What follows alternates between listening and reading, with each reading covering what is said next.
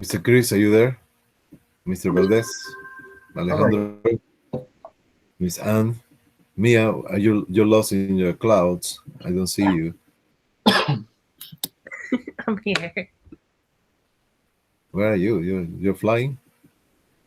Wow, that is flying very fast. Excellent. Okay. All right, so let's start. Okay, so welcome to lecture number 2, nutrition. We will talk today we will talk about proteins, the process of GI tract, the functions of the GI tract, digestion, absorption, metabolism, and energy balance. Energy balance. Basically, proteins is going to be reviewed from previous classes. I'm going to remark few things there and to just adjust the bolts, let's put it that way. Digestion, absorption, and metabolism, that is anatomy, physiology, but we are going to give you the perspective from more from the point of view of nutrition. And energy balance. What is the energy balance?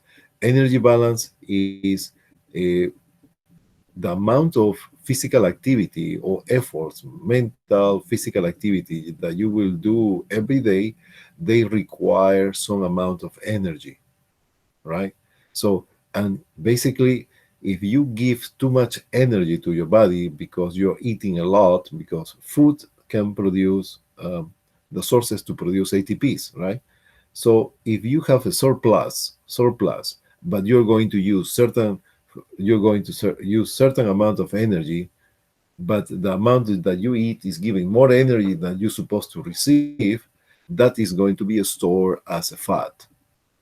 If you are going to do a physical activity and you eat a little bit or you don't want to eat, I mean, your energy are going to use the reserve of nutrients in your body. So you're going to start losing weight.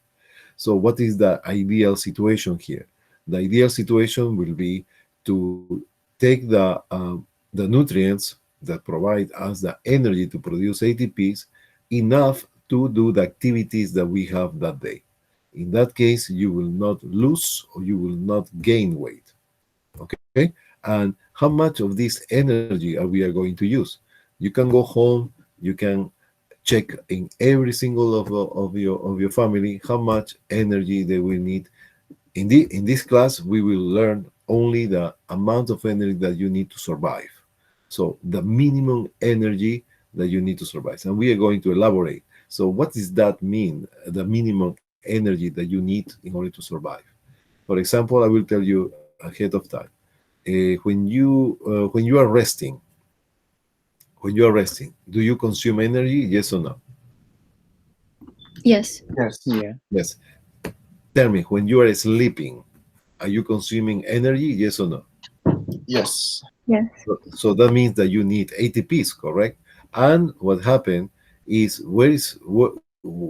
how we are using this energy? Why we need this energy? Why? Because your heartbeat is stopping when you sleep, right? We are not dead when we are sleeping, right? So our heart rate is going to keep pumping, right? And that is consuming energy. What else is consuming energy? It's going to be the respiration, breathing, right? When you go to sleep, you start breathing. No, you're still breathing, and that is they need energy to do the movement of the muscles and the expansion of the lungs, correct? So all for that. So those are the minimum requirements of energy, and that is what we are going to calculate today. Next class, you're going to learn how to calculate your total amount of kilocalories that you need in a day according to your activity.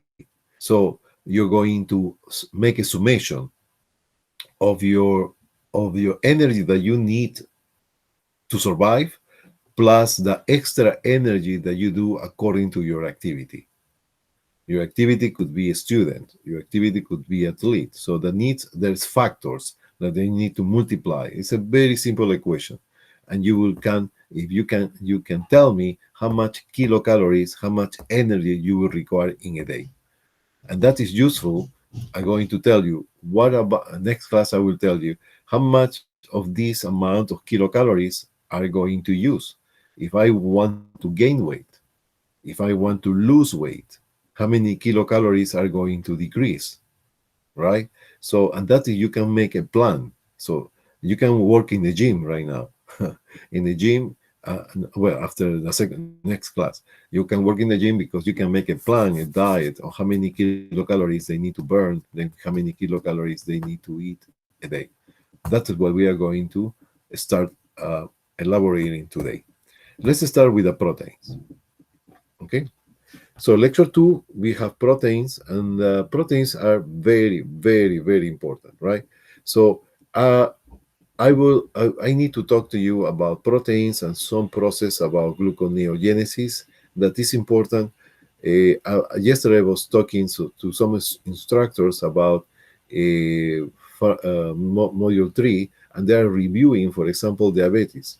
Okay, and we need to review, for example, where it's coming from. That is the moment. In order to understand diabetes, you need to understand how is the metabolism of the carbohydrates and the metabolism of the fat and proteins. So this is not going to be only just here and end. They are going to continue in the next one, especially diabetes. Diabetes is your bread and butter. You will see diabetes everywhere. So you need to understand that. And English and hence is very high yield too. All right, so let's start. So here, proteins. Food proteins provide the amino acids necessary for building and maintaining body tissue. So just remember, the proteins are is a molecule composed by amino acids. Somebody's coming, is trying to come in. No, AJ went to the bathroom. Oh, okay. Oh, okay. Thank you. All right, so let's start with the basic. So amino acids are the monomers for the proteins. You have a wall of bricks. The whole wall of bricks will be a protein. The pieces of each brick will be an amino acid. These amino acids, they have the lengths are variable. So we have 1,000 different types. I would say almost 1,000, hundreds and hundreds, and different types of proteins in our body. Proteins are everywhere, everywhere. Let's start with a simple one. So what is the main component of the cell membrane? The main components of the cell membrane, and that is not actually simple or very simple. Why? Because we have 100 trillion cells in our body.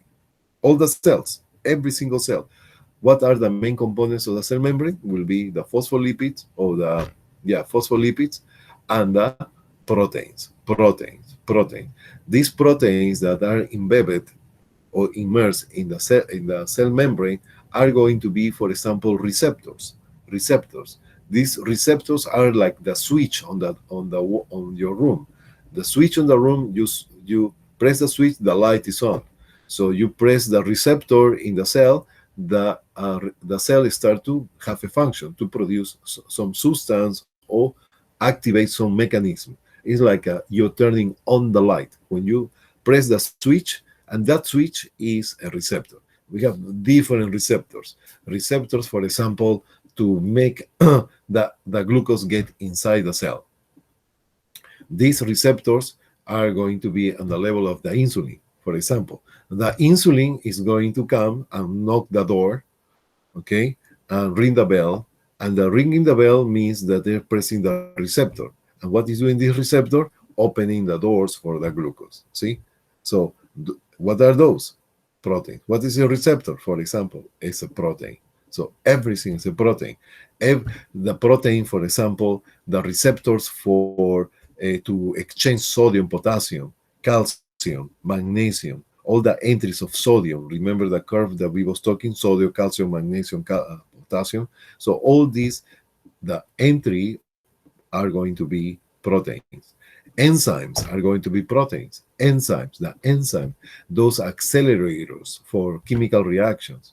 The hormones, your hormones, all the GPTAL, all your oxytocin, ADH are going to be proteins.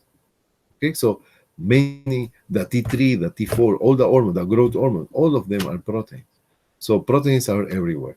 Plus the albumin. Don't forget about the albumin. Albumin is a protein, and the protein is that albumin basically is the taxi driver of everything that is traveling through the bloodstream. Okay, so here we have the amino acid. Amino acid CO radical group COOH. Okay, and amino is NH3. So NH3. So all this is going to be together by a molecule of carbon, and that is the amino acid. The amino acid. Remember, we do not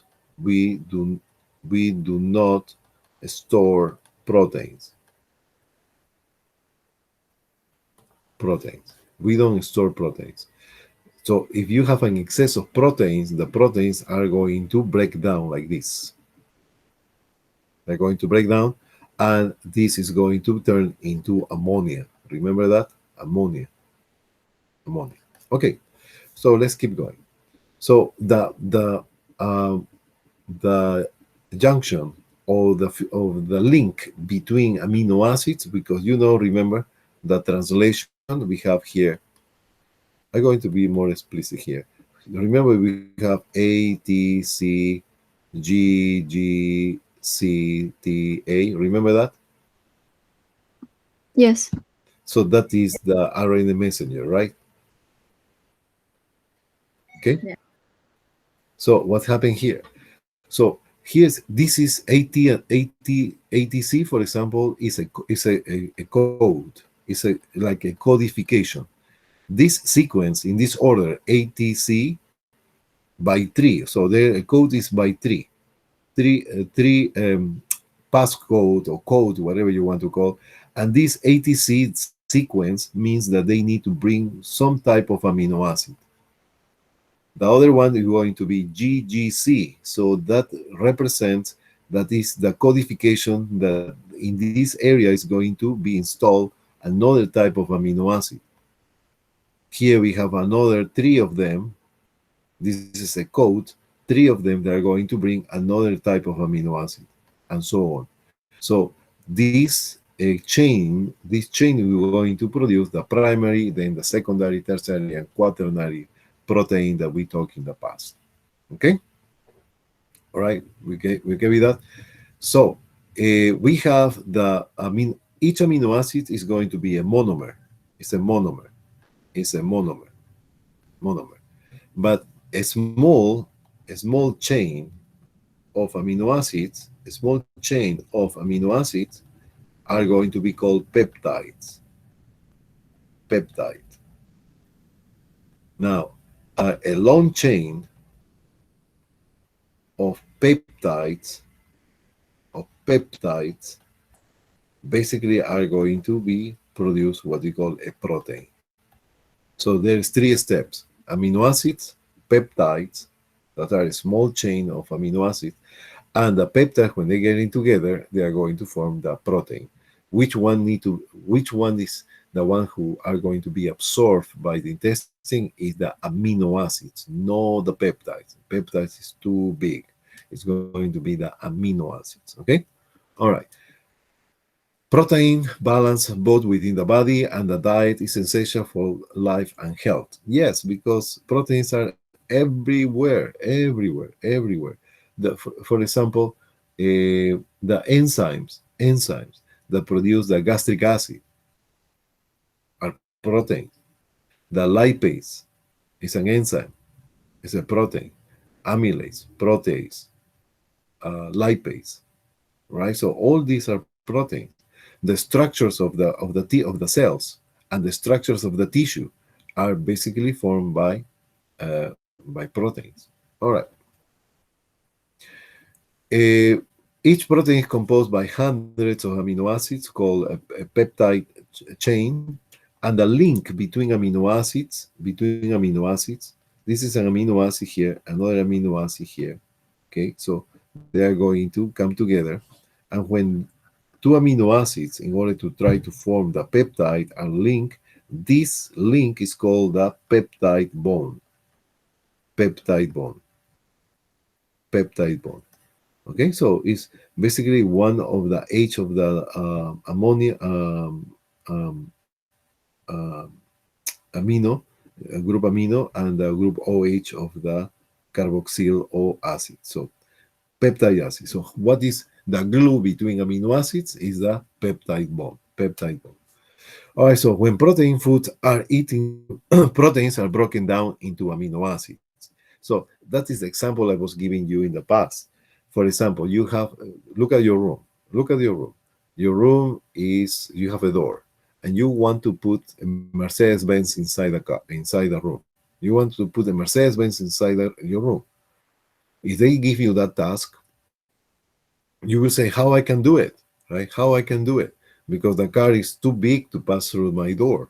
So what you're going to do is to disassemble the car and break it by pieces. So you take the steer, the wheels, the seats, the engine, one by one, and pass through the door. And then when it's inside your room, you put it together, and you have the Mercedes Benz inside your car. So it's exactly the same what happened with the proteins. So for example, you need albumin. You need albumin. You need albumin. You need albumin. Albumin, you know all the properties that we was talking, retaining water, transportation, etc. Albumin. The albumin is a protein that is consists in many amino acids. But this albumin, where you can get it? You can get it from your diet. This albumin is going to be separated into their components, the amino acids. Otherwise, the albumin that you eat cannot be absorbed. The protein albumin is too big. The only one can be passing the absorption to the intestinal cells are going to be in the form of amino acids. So then the amino acids go into the bloodstream, go to the liver, for example. In the liver, they have already the cells who are programmed to know how to reassemble the albumin, like the Mercedes Benz inside your car, inside your room. So now the liver is going to put all these components of the albumin and recreate the albumin again. Is that clear or not? Yes, sir. Yes. Okay. All right. We have uh, we have 20 amino acids. We have 20 different amino acids, and the combination of these amino acids can be very, very, very high. So you can have different combination of 20 amino acids. So in number and length. So that is giving you a lot of variety of proteins. So we have hundreds and hundreds, even thousands of different type of proteins in our body.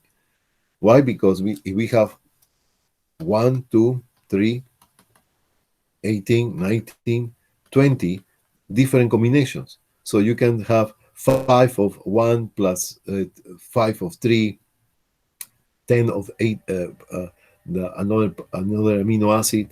So, and you can make a chain as you want. So different combinations, different lengths. Will be giving a lot of variety of proteins. Okay. So how many amino acids we have? 20 amino acids. From these 20 amino acids, we have 9 indispensable. Indispensable. So that is something that we produce in small amounts in our body, or actually small amounts, or we don't produce them. So that's why we need these amino acids from other sources. What is the source? Animal source. So they're going to eat meat, for example, right? So eat meat is going to give you all the amino acids that you require. So these indispensable amino acids are produced in very low amount, or probably you don't produce these amino acids. And what happened is that you need to provide these amino acids to your body to produce proteins, and that source is from the diet, from your diet, especially animal source. Okay, 5 dispensable synthesized by the body, Six, conditional, dispensable. So what I want just to remember is what I put in yellow here, and that is what is coming. So you have nine is essential. It's called indispensable or essential. Write it down. That essential. It's essential for surviving. Essential. It's very important. So that's why it's called. How many of them we have? Nine indispensable or essential amino acids. Okay.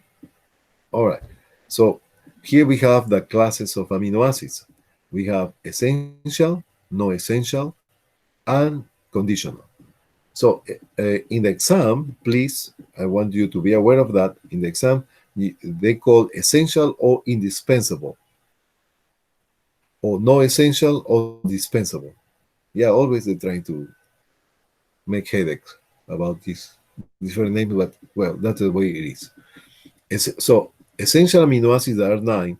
Body cannot make or synthesize. Synthesize, manufacture, or produce is the same word. Synthesize is the same word to say producing. Produce. So if you see the word synthesize somewhere, that means translated into production. Okay, body cannot manufacture in sufficient quantity, and that means that you need to have from other sources, animal source. Okay, all right. So how many?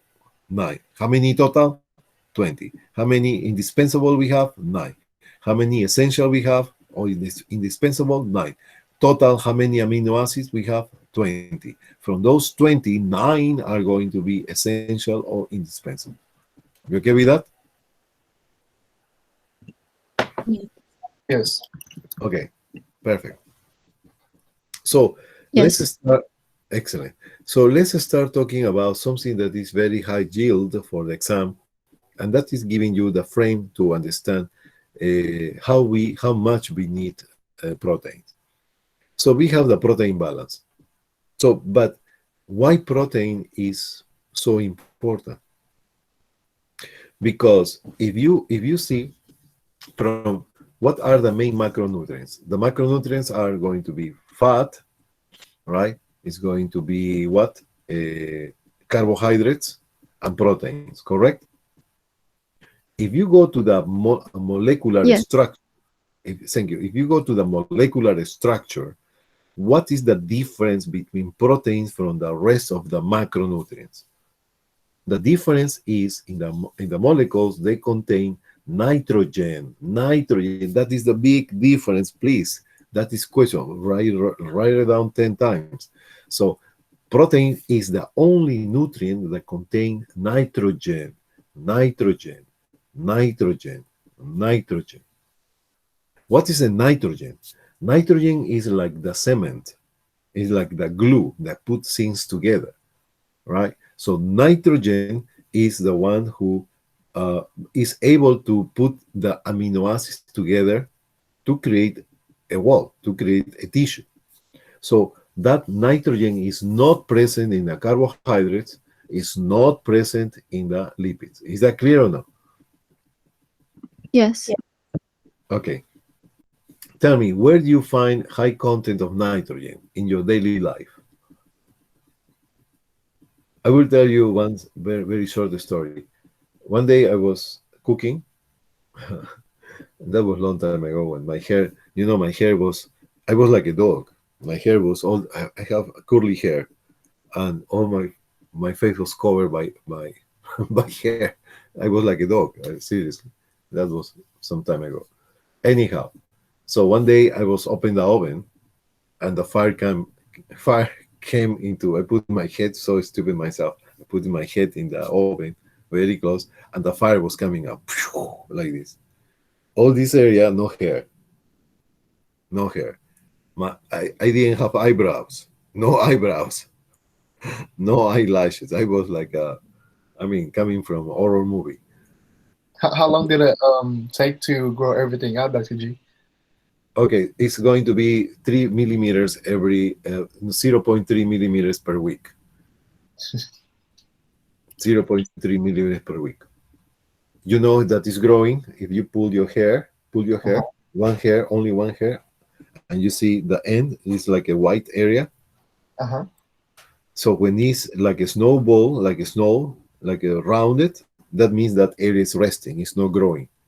But if you put when you pull it and you see like a long root, like a long white, long, that means that air is growing. Okay, so let's talk about something another time, another time. Okay, so I'm trying to do this. Why I'm saying that? Because when I burn my hair, can you feel that smell when you burn hair, Yes. Yeah. right? So that smell is nitrogen. Yes, you're burning the nitrogen. That is that smell of burned hair. That is the nitrogen that is being burned and go as a gas in the environment. So that is telling you that the hair have a lot of nitrogen. Yes or no? Yeah. Yes. Now, if you see you can smell this kind of a smell of burn. For example, you burn something in the kitchen. That burning basically is nitrogen. You okay with that? Because the meat, all the components, they have nitrogen. All organic elements, they have nitrogen. Okay, we got it? Yes, sir. Okay, perfect. All right, so telling you that nitrogen is very important. So nitrogen is very important for what else? To heal wounds, to healing process, a healing process. So that nitrogen is the cement that they are going to put together proteins to create new structures, to recreate the structures if you are having an injury and to repair your tissue. Okay with that? So that's why do you think when somebody is sick, they have a special food? When you are sick, they want to give you nice meat, a nice chicken, no fat, right? Basically, a soup or whatever meal with high content of proteins, correct? Yes or no? Yes. And why is that? Because the protein has this nitrogen. This nitrogen. This nitrogen is going to be used as a glue to put the structures together. It's the cement of our body, and the only one who contain that are the proteins, the nitrogen. So when you are pregnant, when you are doing exercises, when you are sick, when you have some injury, so you need to take certain amount of proteins to accelerate or to improve or make efficiently the healing process. So for that, we need to talk about the protein balance. Protein balance. So you already know that the protein by previous course is the protein. Can you store proteins in your body? Can you store proteins? No. No, No, we right? We don't have a storage place for proteins. So the proteins that you eat, the amino acids will be assimilated. So you know what is assimilation now, right? So that is what they are going to assimilate the amino acids to produce other element. But if you still eating proteins, you don't need more for that day. You don't need more. So what is happening? You're going to eliminate the proteins because the proteins cannot be stored. You can use the protein for your needs, yes, but when you already satisfy that need, the excess of eating more proteins, that is going to need to be eliminated. It's not going to be stored. And how this is going to be eliminated? The proteins. The proteins, they are going to produce what we call the deamination, and that is a review again. It's a deamination. Deamination, the deamination is going to remove the amino from the amino acid. This is amino acid, They remove this, and when they remove this amino group are going to turn into ammonia. Ammonia. 50% is in the intestine, but anyhow, we will talk about another time. And the ammonia then is going to be captured by the liver. And ammonia, that is very toxic, very toxic. Oh my God, it's very toxic. Do you smell ammonia before? Somebody smell ammonia? They're You in know? hair colors, right? Yeah, ammonia. Sorry. I think they're like chemicals in the hair colors. I think I smelled one before. Oh, It's really? I not don't. in like the nail polish remover. I don't Is know, but I never polish my nails. Don't I they mean, use it like kind of wake right? it's Cleaning very stuff. ammonia is a substance that is you can smell from this distance, very strong, very strong. It irritate your nose very much right away. This ammonia is so toxic, it's very toxic. So that's why the liver is going to, the functions of the liver, right? Functions of the liver, albumin, bile, coagulation factors, detoxification, and that is excretion, right? The detoxification is means that makes the ammonia, the liver is going to take the ammonia, and the liver is going to turn into urea. Urea is toxic, but ammonia is 10 times more toxic. I don't know how many times, but a lot more toxic. So they are going to detoxify. So they are going to make it from very toxic to less toxic. That is already a good deal for us. Because if you accumulate ammonia, you're going to have what we call hepatic encephalopathy. So that is dementia caused by accumulation. You get crazy with ammonia elevation. And when that happens, when the liver is not working, and that means the liver cannot turn the ammonia, very toxic, into less toxic urea. Okay? All right, so that is what is happening with the urea, and the urea is, remember, don't lose the perspective that this urea is going to be produced as more you eat proteins, yes or no? Because the excess of proteins cannot be stored, they need to be eliminated, correct? Mm-hmm. Yes. Tell me, you have cats? I have 4 cats. I love my cats, but they're very well educated right now. Oh yeah, no, I'm not punishing them ever, but the cats, what they eat, they like to eat apples. They like to eat grapes or bananas. Or they like to eat salads. What they like to eat? They like to eat meat, Protein. protein. Protein, right? Just meat, right? They like duck. They like well, all that chicken, combination of chicken, whatever, everything. But meat, meat, meat, meat, and meat. So these cats, the cats especially, are going to have high content of protein, and basically they are not going to store the protein, so they are going to be eliminated. So they produce a lot of urea. Make sense or no? Exactly. Yeah. If they make a lot of urea, very high concentrated, the urine of the cat are not very strong smell, very intense, right? No, it smells hella bad. Oh, you didn't think about it? It smells really bad. Not really bad. Well, pretty bad. very Really bad. bad. No, who said that? It's very bad or not very bad? It's very strong smell, yes or no? Strong smell. Strong smell. Okay. So somebody's under the water or something. I cannot hear. All right. So it's very strong. That's why, because they have a low concentration of urea. So where do you smell of urea? Urea, you go, for example, to these gas stations. They don't clean the bathroom, and they have this smell of pee. That pee smell is urea. Is the excretion of the elimination of the excess of proteins in the body. Okay. Porta potties, Sorry. portal potties, like those. I Oh don't yeah, know. portal. Yeah. They don't go anywhere. So yeah. So that is urea. You okay with that?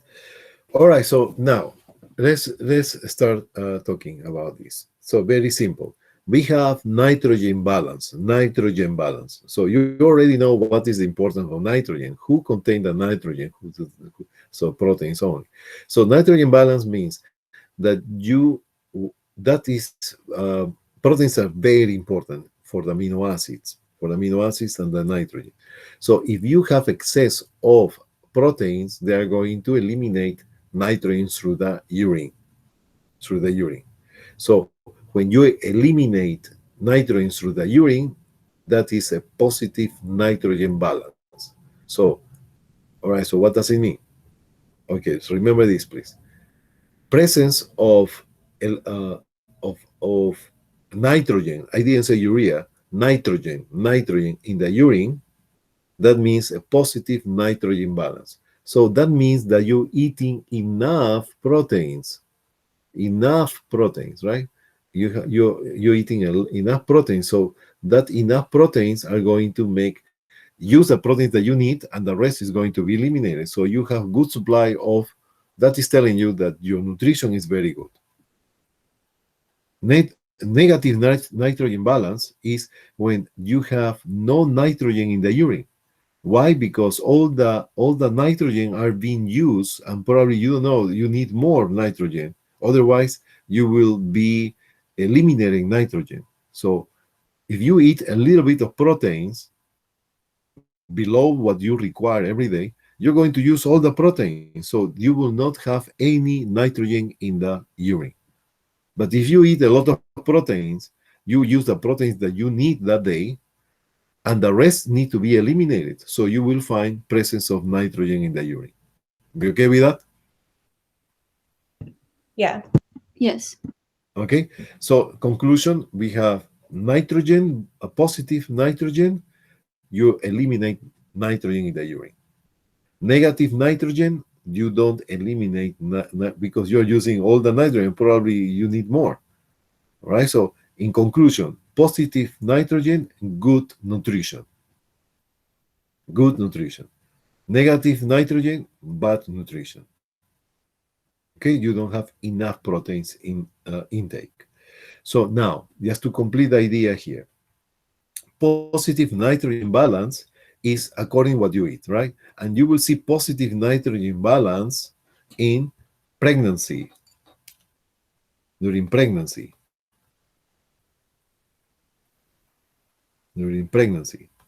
when you increase the exercises,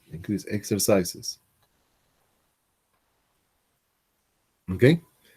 Now, in the example of negative nitrogen balance is when you have a disease, you have an injury.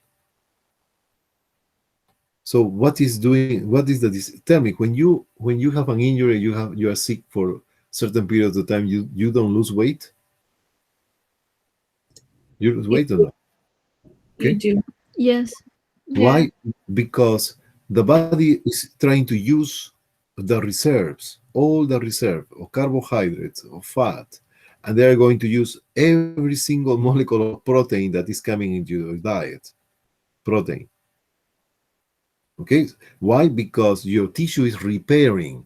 You need a lot of cement. You need a lot of nitrogen. You need a lot of nitrogen. You need cement to build up the walls that are being destroyed by the disease. So basically, when you are in negative nitrogen balance, you are in catabolic state. Catabolic state. And when you have nitrogen, positive nitrogen balance, you are in anabolic state. Okay, so let's make a summary here. All right, so you're saying, my God, why so complicated? Why we need to know this? Yes, we need to know this for one thing, and that is the conclusion about all this. When you want to have, for example, you want to know if the patient is very well nourished or malnourished or undernourished, the levels of nitrogen in the urine is an indication of how is the nourishment of the patient. When you want to make, in the other hand, in a healthy person, you want to know how much you need to eat, how much you need to excrete, they need to be similar. So equal. The intake should be similar as the outtake, okay, of what is coming out. So it should be similar. So that is what we call a balance between what you eat and what you come out. So if you eat certain amount of proteins, that proteins should be eliminated as a positive nitrogen balance. So that means that you are using you're using the proteins that you require in that day, and there is a surplus that are going to be eliminated. This surplus should be a very narrow range. So they cannot be a lot like a cat, right? But or other like a lion. Lion they pee a strong pee, right? Because they eat just meat, right? So in conclusion, if you want to know how much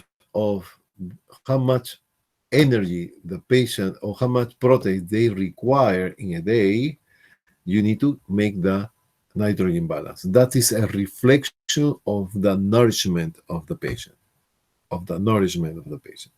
If there is going to be a negative nitrogen balance, there is two things. Negative nitrogen balance, you are sick or you are malnourished. If you have a positive nitrogen balance, you have in these special conditions like pregnancy or exercises, all right? So that is positive nitrogen balance. You are healthy right now. You don't need to do exercises, but you should be in positive nitrogen balance, not in negative. If you are in negative nitrogen balance, that means that you have a disease that are using all the resources they can, so that's why they cannot eliminate nitrogen, and or fasting, or you are fasting, okay? Or malnourished. Is that clear or no? Clear. Yes, sir. Yes. Yes. Okay.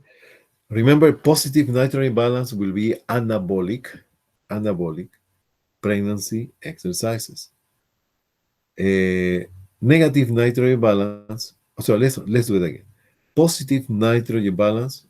With positive nitrogen balance, we have nitrogen in the urine. Number one. Number two, you are in anabolic state. And number three, examples, pregnancy and exercises. Period. That's it. Negative nitrogen balance. Negative nitrogen balance means no nitrogen in the urine. Second, catabolic state. And third, you need to check for, especially in burns. In burns, you destroy so much tissue that you need all the proteins with all the nitrogen necessary to repair, to replace the damaged tissue, right?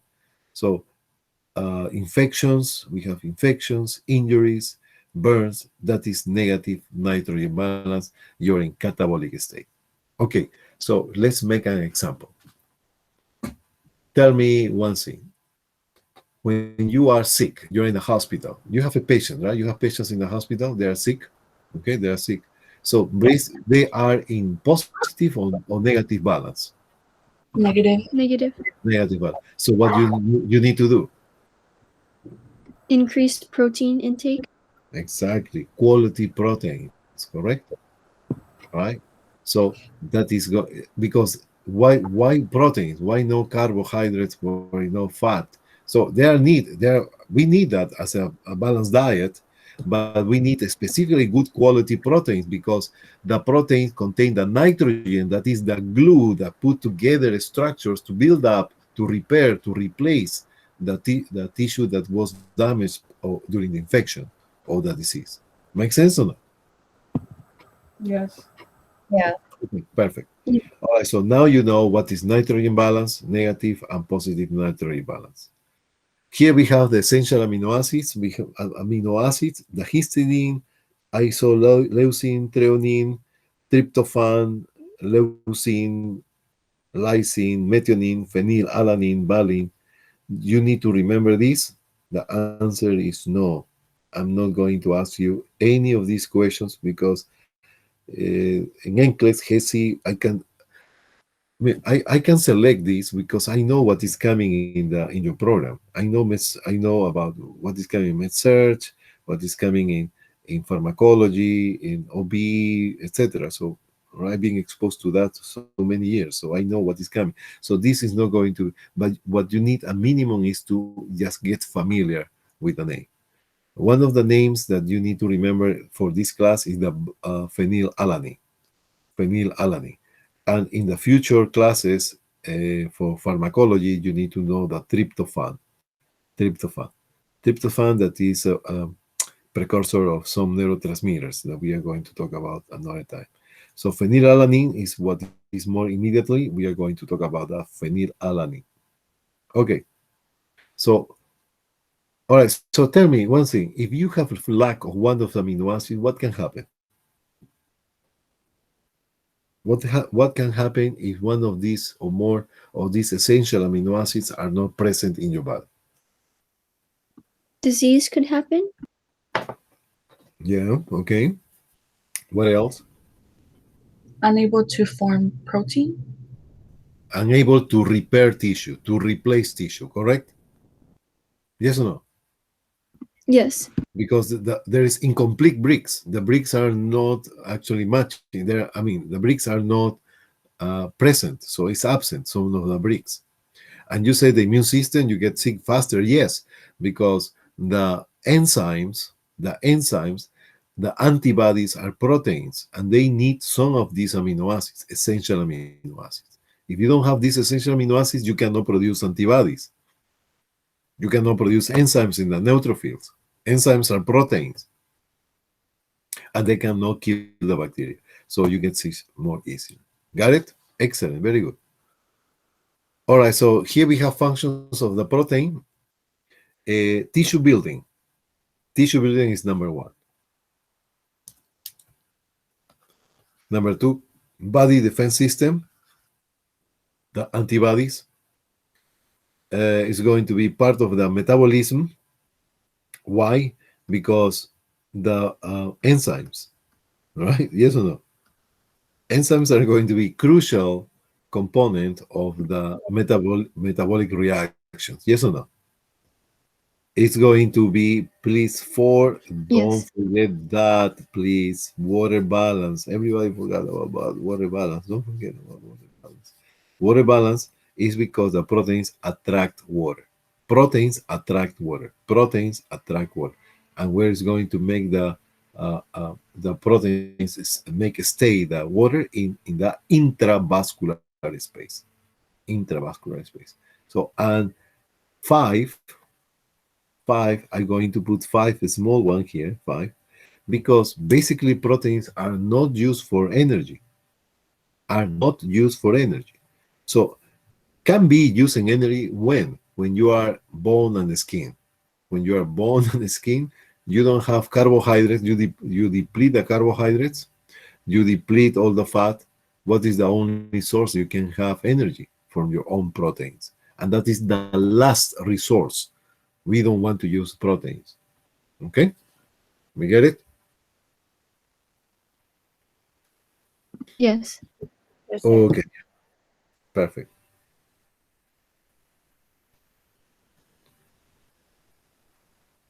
Okay, so here, what is this? Structural, fundamental structure produce, for example, the muscles. The muscles, when you do exercises, listen to this. Okay, I'm going to take my time, a little bit time here. When you do exercises, your muscles get bigger, correct? Right? Yes. Yeah. When your muscle is bigger, please, just to make a more shortcut here, Yes. when your muscle get bigger, you do not produce more fibers of muscle. No, you don't create more fibers. Okay, they're not going to happen. They are not going to reproduce. So when you're doing exercises, that means that you have more muscle. Yes, but what does it mean, this more muscle? That doesn't mean more fibers, more fascicles. They do not have more fascicles. It's the same number of fibers. So what is happening? Why it become bigger? Because the fibers are going to incorporate, assimilate the proteins. So when you're doing exercises, you have more proteins inside the cells. When you're doing more exercises, you do not produce more fibers. What you are doing is to incorporate, to assimilate, to make inside the cell more proteins. You okay with that? But what else? The proteins inside the fiber or muscle cell are going to attract water. So your muscles start fiber by fiber, accumulate more proteins and contain more water. And that's why your muscle become bigger. You okay with that? Yes. Yep. Okay. Can you say that one more time, Rocky? Okay. So the when you're doing exercises, you don't create more muscle.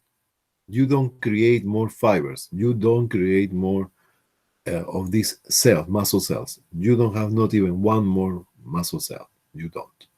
Okay? So the question is, why my muscle get bigger?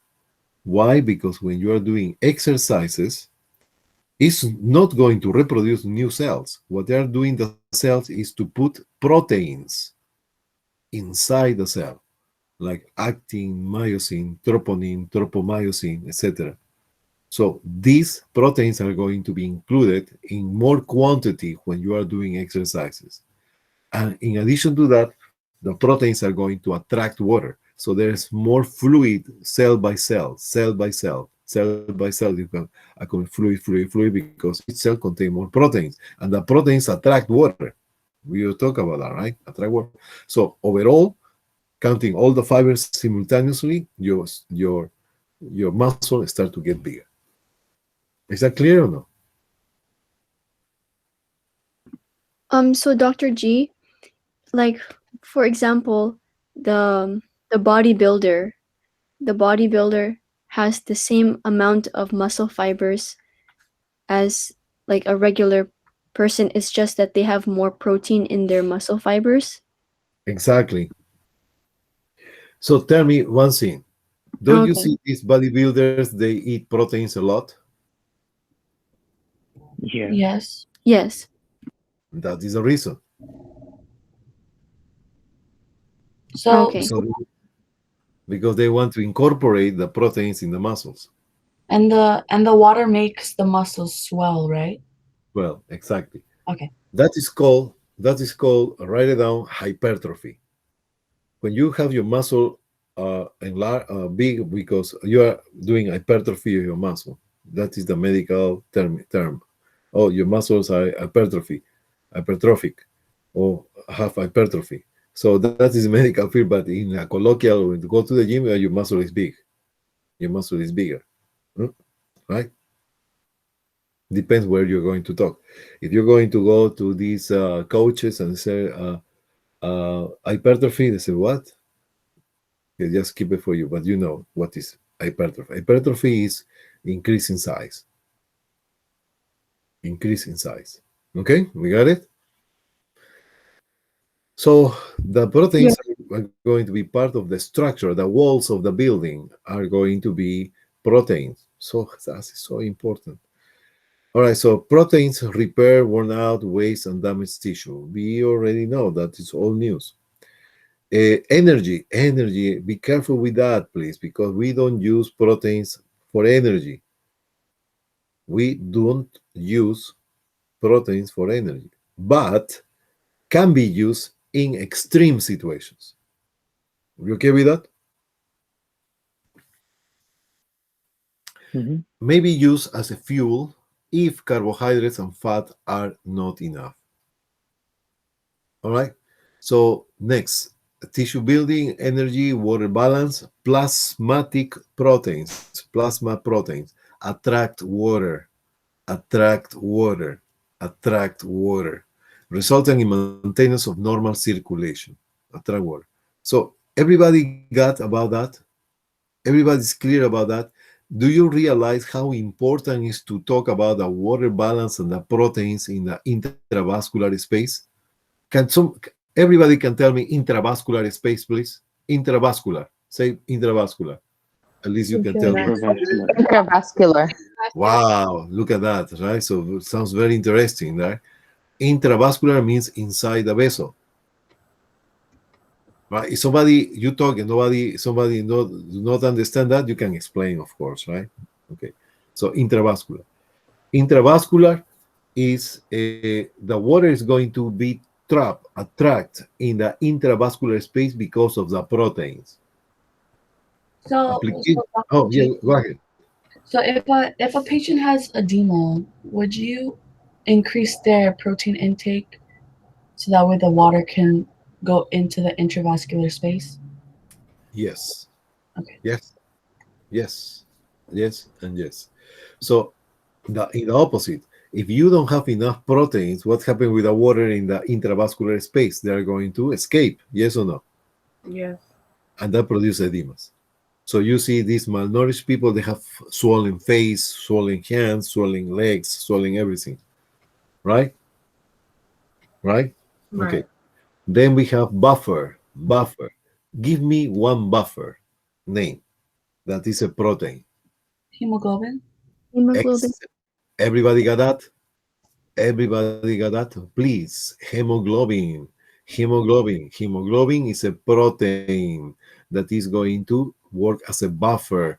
So just to refresh you again, the hemoglobin is inside the red blood cells. All right, so we have we don't have only one hemoglobin in one red blood cell. We have 24,000 average molecules of hemoglobin for every single red blood cell. So now, when in the blood you have too much hydrogens, that means your pH is acid, all right? So that excess of hydrogens need to be removed.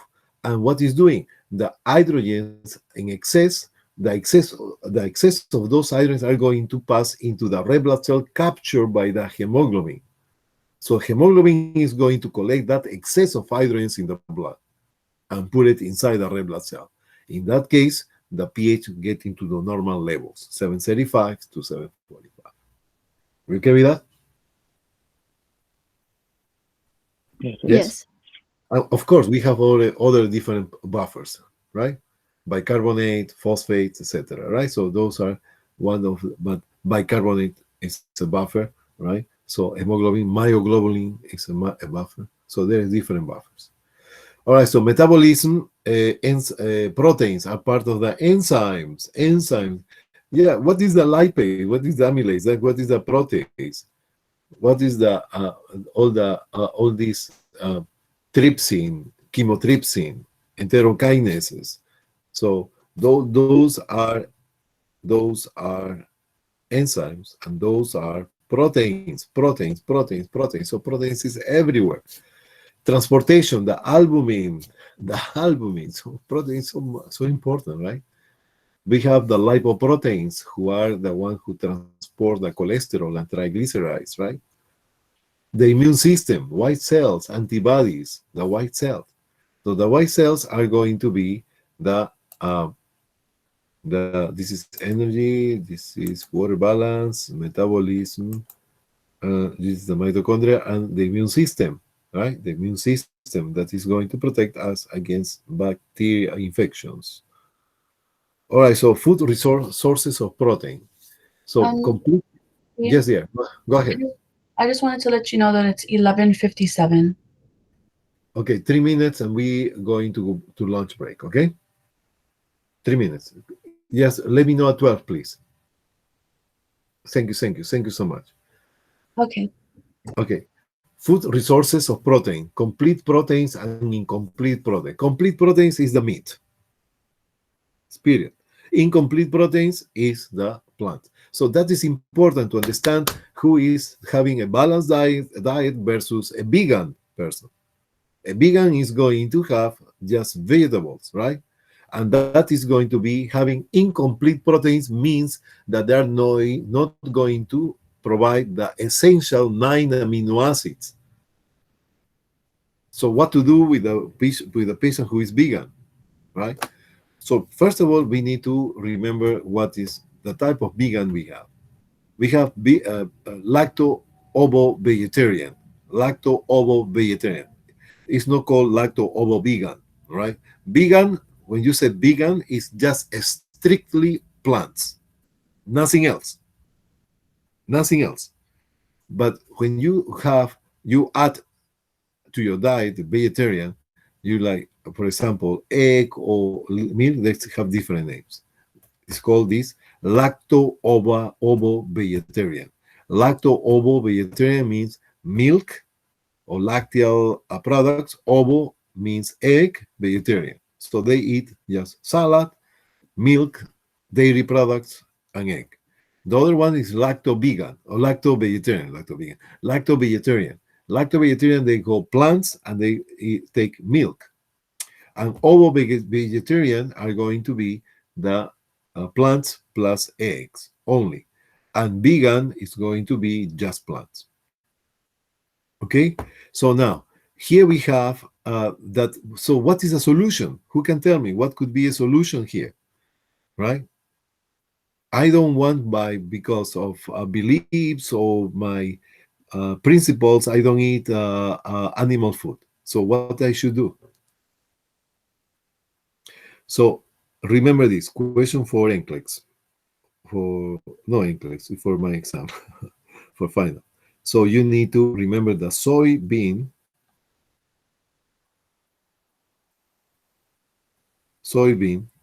the soybean and tofu. These two guys contain the 9 essential amino acids. So you need, if you don't want to eat meat, that is okay, but you need to eat soybean basically and tofu. So that's why soybean in the market is so in demand. China, Asia, many countries they use a lot of soybean because they have the essential amino acids. These are the only ones in vegetables. You okay with that? Dr. J, it's 12 o'clock. And yes, I got it. All right. So let me finish these two statements and we go to break. During a vegetarian diet, anemia and weak bones may result because the minerals are depleted by the phytic acid. So phytic acid is a substance that is when you eat too much grains, only grains, they can produce the minerals to be depleted. And that is question for the exam. Phytic acid. Phytic acid is a substance that we have in the grains, cereals, etc. And there, if you eat just this in big amounts, they are going to deplete the minerals that can lead into iron deficiency or bone weakness like calcium deficiency. Okay, so what time is it? Is we are going to start our lunch break. Is 12:01. I'm going to give you until 12:33. Okay, 33, 12:33. You okay with that? Mm, Yes, thank you. Sure. Thank you. Thank you. Thank you.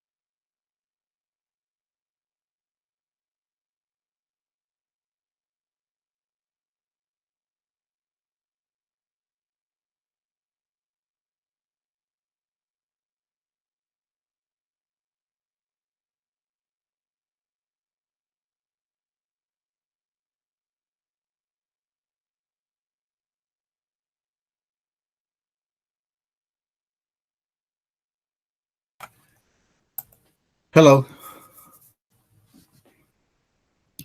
Hello, Dr. G. Very good. So let's continue.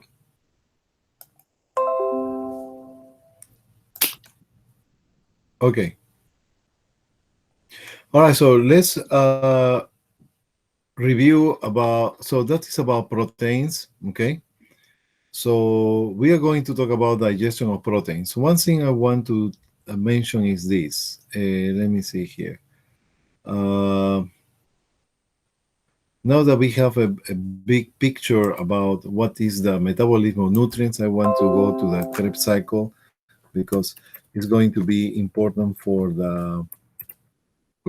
for later on diabetes. We are going to talk about diabetes. Let me see if I have the picture that I used to have.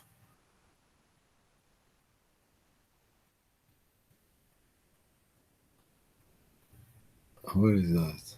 Okay. Give me just a few moments. If not, I'm going to do manually.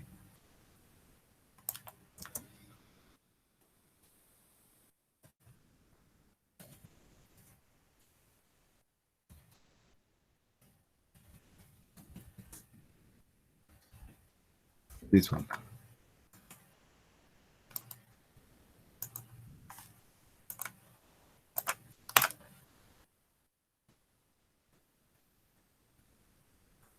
Remember this?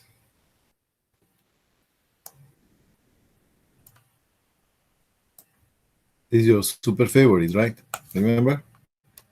Yes.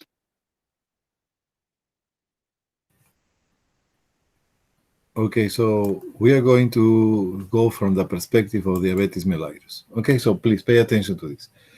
So we have proteins on one side here, proteins. We have carbohydrates and fats, okay?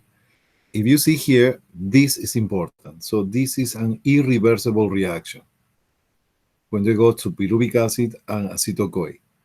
Acetyl-CoA is the transitional zone that is going to enter into the mitochondria. So all this is happening in the mitochondria. This is the mitochondria, okay? And what happened here, look at this. Carbohydrates, they go to pyruvic acid and they go acetyl-CoA. And then from acetyl-CoA, they go into the Krebs cycle. That is number one. So if you see here, we have the fats. The fats are going to go into beta oxidation, and they are going to go into acetyl-CoA. Question, the fat can produce glucose? Pardon? No. Fat cannot, right? Because No. all fat, the metabolism of fat, they're going to go into acetyl-CoA. And the acetyl-CoA, in order to get to glucose, they are going to need to go back to pyruvic acid and then to glucose. But this is only one direction. So this is an irreversible reaction. So that's why fat cannot turn into glucose. It's not right to think that because you deplete, listen, it's not right, it's not right, that if you deplete the glucose, the fat is going to turn into glucose to produce ATPs. No. The fat itself directly can get into the acetyl-CoA to produce actually the ATPs, enter into the Krebs cycle. Is that clear or not? Yes. Okay. So here the problem is that you have here the pyruvic acid, acetyl-CoA coming from a carbohydrate. They produce 38 ATPs.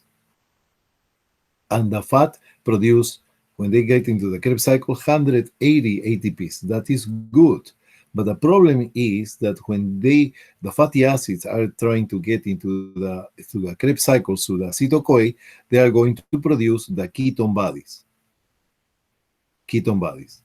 So in addition, so it's this is a cons and pros here. So the fatty acid produce a lot of ATPs, but when that happens, it's going to produce ketone bodies that are acid. This acidity go to the blood and produce what we call diabetic ketoacidosis. They can kill the patient. Okay, so that is one. The last part is going to be the proteins. The proteins you see here, we have the nitrogen. They're going to be used for tissue, right? Some of them, let's make it one here, they're going to go into the urea cycle. So they are going to have ammonia here, ammonia, and the ammonia go to the liver, and the liver transform into urea. The urea are going to be eliminated. Another pathway of the nitrogen is going to be directly to pyruvic acid. Directly to pyruvic acid. This, can you see this arrow coming to pyruvic acid? And pyruvic acid can actually is a reversible reaction. So the pyruvic acid coming from this nitrogen coming from proteins can lead into glucose. So proteins can produce glucose. Proteins can produce glucose. And that is called the gluconeogenesis. The gluconeogenesis. That is going to be caused by, for example, cortisol. Cortisol is the stress hormone that is going to elevate the glucose in blood. And this cortisol, through the gluconeogenesis, are going to take some proteins and they're going to go into glucose. Every morning you need certain amount of glucose because that is the energy where you're going to start working, doing your own stuff. Okay? We got it? So very different. You see here, the metabolism of the protein can go into urea, one. They can go into gluconeogenesis. They can go to acetyl-CoA. That, in this case, is when you deplete totally the fat, totally the carbohydrates. They are going to use acetyl-CoA as proteins as a source of energy to produce ATPs. Okay, we got it? So if you have fat, if you have carbohydrates, listen, if you have carbohydrates, if you eat too much carbohydrates, you don't need more ATPs, remember? So the body will not be able, it's not going to use more ATPs than they need. So if you still eating carbohydrates, surplus of carbohydrates, this process is going to be blocked because you don't need more ATPs. So they are going to accumulate acetyl-CoA. This accumulation of acetyl-CoA, they can go back into fat. So if you eat excess of carbs, that excess of carbs can turn into fat. We okay with that? Yes. Yes. Yeah. Excellent. So it's very unusual, very rare that when you are using already protein, basically this pathway of the proteins, when you proteins cannot produce fat. Technically, yes, can do. But when you are using proteins, it's because you already have or you deplete all your fat, all the carbohydrates. So none of them are going to be going to fat. So everything is going to produce ATPs because you don't have any other resource. So, but technically, theoretically, they can go and produce fat. Okay, but just and one more thing, when you have acetyl-CoA here, acetyl-CoA, please remember this, acetyl-CoA, and you already have all the supply of ATPs that you require, that is not going to enter into the Krebs cycle. Not enter. So acetyl-CoA plus another molecule of acetyl-CoA, because it's accumulated, because they cannot pass into the Krebs cycle, you don't need more ATPs, that two molecules of acetyl-CoA are going to produce one molecule of cholesterol. That is where is coming the cholesterol. And the cholesterol is formed in the liver. We talked about it in the previous class. Okay, so that is a review. You okay with that? Okay? Yeah. Yes. Okay. So let's talk about the digestion. This is a review. I'm going to point a few more things here that are actually important. Digestion starts in the mouth. So we are talking about digestion of proteins. Okay. So digestion is going to start in the mouth with hydrolysis, with the water, hydrolysis, and amylase. The amylase is going to be for carbohydrates, so it's not going to participate. But the digestion, the chemical digestion starts with the hydrolysis of they start to separate the proteins into polypeptides, in peptides or polypeptides, peptides. Remember, peptides is called to polypeptides. Polypeptides. What are those? There are a small chain of amino acids. So amino acids that are going to come together, they form peptides or polypeptides. And then a group of polypeptides are going to form what we call a protein. A protein. Okay, perfect. So digestion of proteins start in the mouth. Then we have the stomach. In the stomach, acid, right? Acid is going to basically digest everything because acid is going to just breaking down whatever it is. Acid, gastric acid, the HCl, are going to be produced about 0.6 liters a day. And this HCl can basically break down fat, carbohydrates, and proteins. Okay? So enzymatic breakdown of proteins, we have proenzymes, cymogens, that is going to be a no active enzyme. So cymogens will be basically when we found that they are going to pass these enzymes to the duodenum. In the duodenum, if you remember, the stomach have a pH 2 stomach. When they go to the duodenum, in the duodenum, they are going to neutralize with the pH of the pancreatic juice, that is the pH 12 pancreatic juice. And here is going to be a more neutral environment. So the pH is very close to 7, very close to 7. And you remember from your bioscience, this is crucial. The enzymes are going to be basically working in neutral environment. So mostly of the enzymes are not going to work if they're acid or they're alkaline. They're going to work when they are in neutral environment. And when this neutral environment happens in the duodenum, because of the mix of the pH 2 of the chyme of the stomach plus the pH 12 of the pancreatic juice, pH 2 versus 12, acid versus alkaline, they are going to neutralize each other. And that is the moment where the enzymes are going to start working. Okay? All right, so pancreas, we have the trypsin, chymotrypsin, carbopeptidase. All these guys, and I'm not going to ask these names, but I want you to get familiar with this, are called the proteases. So those are enzymes specifically on the pancreatic juice who is going to break down the proteins. We have the trypsin, chymotrypsin, and carbopeptidase. So this is, remember, we have the lipase, the amylase, the protease. The protease is a group of enzymes called the trypsin, chymotrypsin, and carbopeptidase. So just remember as a protease. And remember one thing, these enzymes are going to be active in that duodenum where we have more alkaline environment, pH 2 plus pH 12 of the pancreatic juice. That's why this protease, amylase, and the lipase in the pancreas, when they are in the pancreas, they are not working. They are not working because they are in alkaline environment. And this not is going to protect the pancreas to be destroyed by this enzyme, because these enzymes, what they are going to digest are proteins, carbohydrates, and lipids. And the tissue of the pancreas contain all these components. So they are not going to auto-destroy the pancreas by this enzyme because they are in an environment that is very alkaline.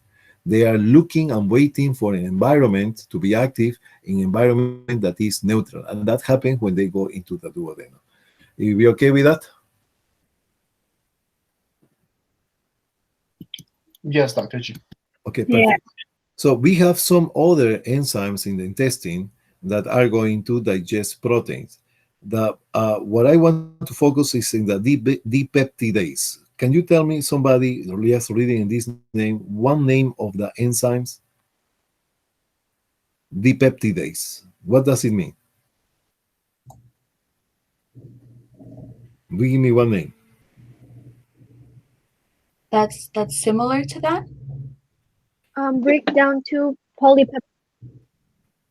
Dipeptidase are going to break down disaccharides. Someone more familiar now? Dipeptidase is a general name. This is an umbrella. Umbrella for different enzymes. The maltase, that is a dipeptidase. that are going to break down the maltase into the maltose. Sorry, the maltase is the enzyme. The maltase break down the maltose that going to break down into glucose and glucose monosaccharides. We have the lactase that is a dipeptidase. Lactose is the disaccharide, correct? Oh, what I'm talking about? Oh my God, I make a mistake. Sorry. Sorry.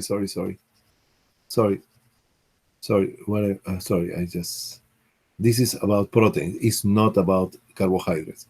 This dipeptidase, okay, I'm apologize. I'm going to correct myself. Is when you have two peptides together. Peptides. Oh God. Okay, peptides. So these peptides, you remember that we have amino acids that are going to turn into peptides. So peptides are a group of amino acids. And this group of amino acids, they coming together. Many of them are going to create a protein. So these dipeptides are going to ACE is an enzyme that are going to break down the peptides that are coming in group of two. They are going to break it down. And these peptides then is going to turn into amino acids. Okay? Yes. All right, so the other enzymes I was mentioning is the maltase. This is for carbohydrates. Carbohydrate, we have the maltase, the lipase, maltase, the lactase, and the sucrase. And these enzymes are going to break down the sucrose. At the same time, the sucrose are going to break down into fructose and glucose. And the lactase, this is an enzyme that is going to act into the lactose that divide into galactose and glucose. And the maltase that is going to act on the maltose that divide in glucose and glucose. Okay? Right, so in conclusion about this slide, what do I want you to remember all these names? The answer is no. I don't want you to remember basically all these names. What I want you to remember as a concept is that the carbohydrate, the proteins are going to be digested from the mouth to the small intestine. So every portion of the GI tract that is going to have a chemical digestion for the proteins, starting from the mouth, stomach. The pancreas is going to give these enzymes and the small intestine. Is that clear? Yes. Clear. Okay. All right. Sorry for that. All right. So body needs for proteins, tissue growth. So why we need proteins? Tissue growth. This is number one. We have the dietary protein quality. We are talking about the biological value. The biological value is the absorbed protein from diet that incorporate the proteins into the body. So biological value. So that means that there are going to be all these amino acids. They have high biological value because these amino acids are going to be part of the assimilation. That means they become part of the tissue. The proteins become part of your cell, part of your body. It's not just running over the bloodstream. It's going to be part and make a function, have a function, a specific function in some part of your body. So that means that the proteins have high biological value. Make sense or not? Yes. Okay. So Dr. G, what wouldn't have a high biological value in our body? Why? No, so what wouldn't have a high biological value in our body? Okay, so all right, so number one. So let me see if I understand your question. So you telling me why is this a high biological value? That's what you're asking? No. So since amino acids have a high biological value, Yeah. what is something in our body that does not have a Oh, biological value? basically everything. everything, all the structures. So all the structures are needed. We don't have extra that we everything in the body is used is have a function. Everything is in place. Everything have a function, and basically all the tissues are going to need a high biological need. Need of amino acids because they are going to be the structure of the organ itself. So I will not say that any of the protein, any of the proteins have low biological value. All of them, they have high biological value. So that's why we call proteins, they are high biological value because they are going to be part of our structure. I don't know if that answers your question or you want me to elaborate in different way or something. No. That's good. Thank you, Dr. G. Okay, thank you. High quality protein food is a type of food that contains a lot of proteins and is free of harmful food preservatives. So remember we was talking about the steak, the big steak here, 100 grams of proteins, and you have here another steak with 100 grams of proteins. This is going to be called a high quality protein food. High quality protein food. Why? Because we have 100 grams of proteins and here we have high 100 grams of proteins. That means that it's more dense here and more concentrated. And we don't have the fat and other components that are in this big steak. We okay with that? So high quality protein food, high density of proteins like this density, free of preservative. So that is just to complete the definition that we was talking in the previous class.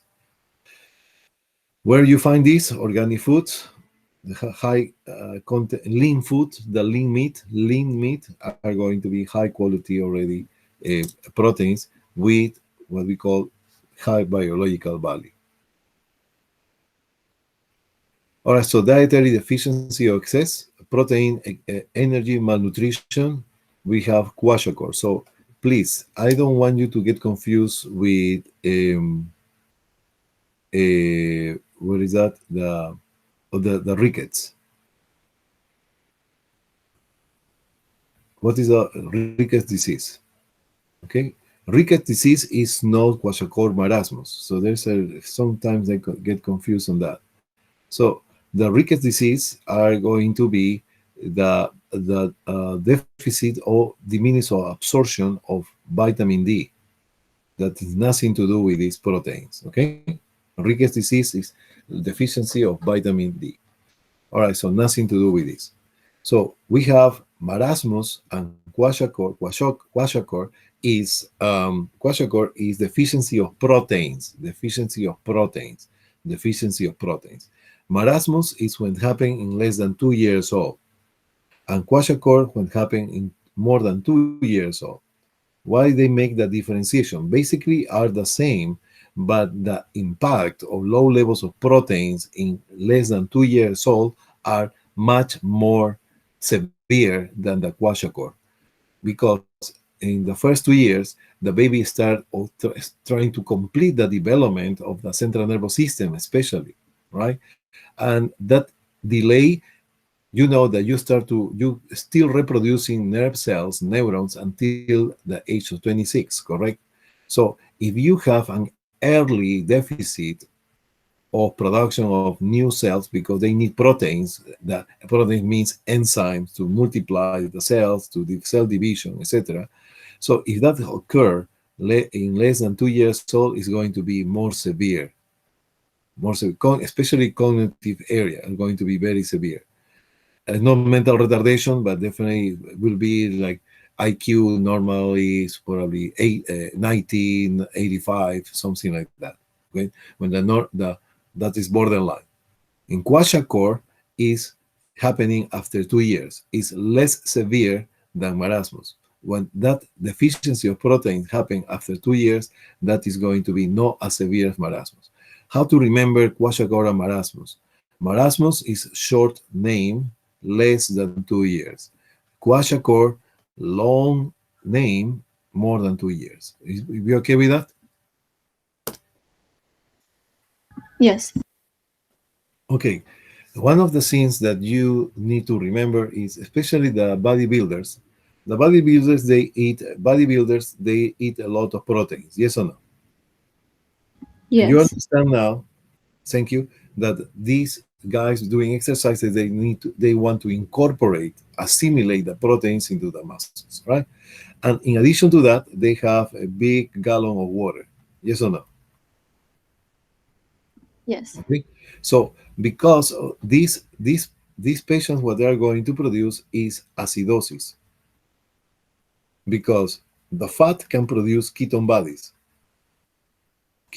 that are very acid, and the proteins can lead into ketone bodies too.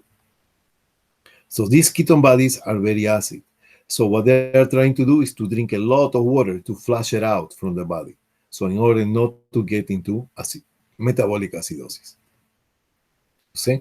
So that is why this, when you have this excess of ketone bodies, excess of urea, because if you eat a lot of proteins, you are going to produce more urea, right?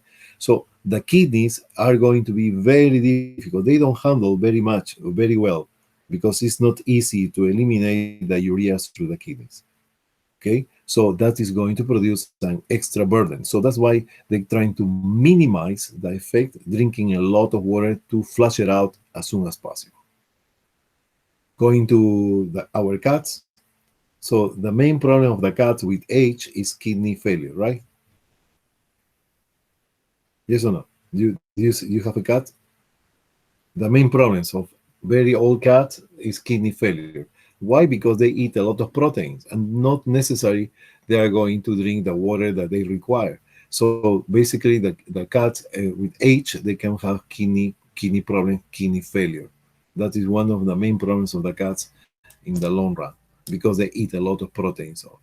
Okay, we okay with that? In Okay. in in humans, of course, kidney is going to be an extra, going to be extra work. It's going to be extra.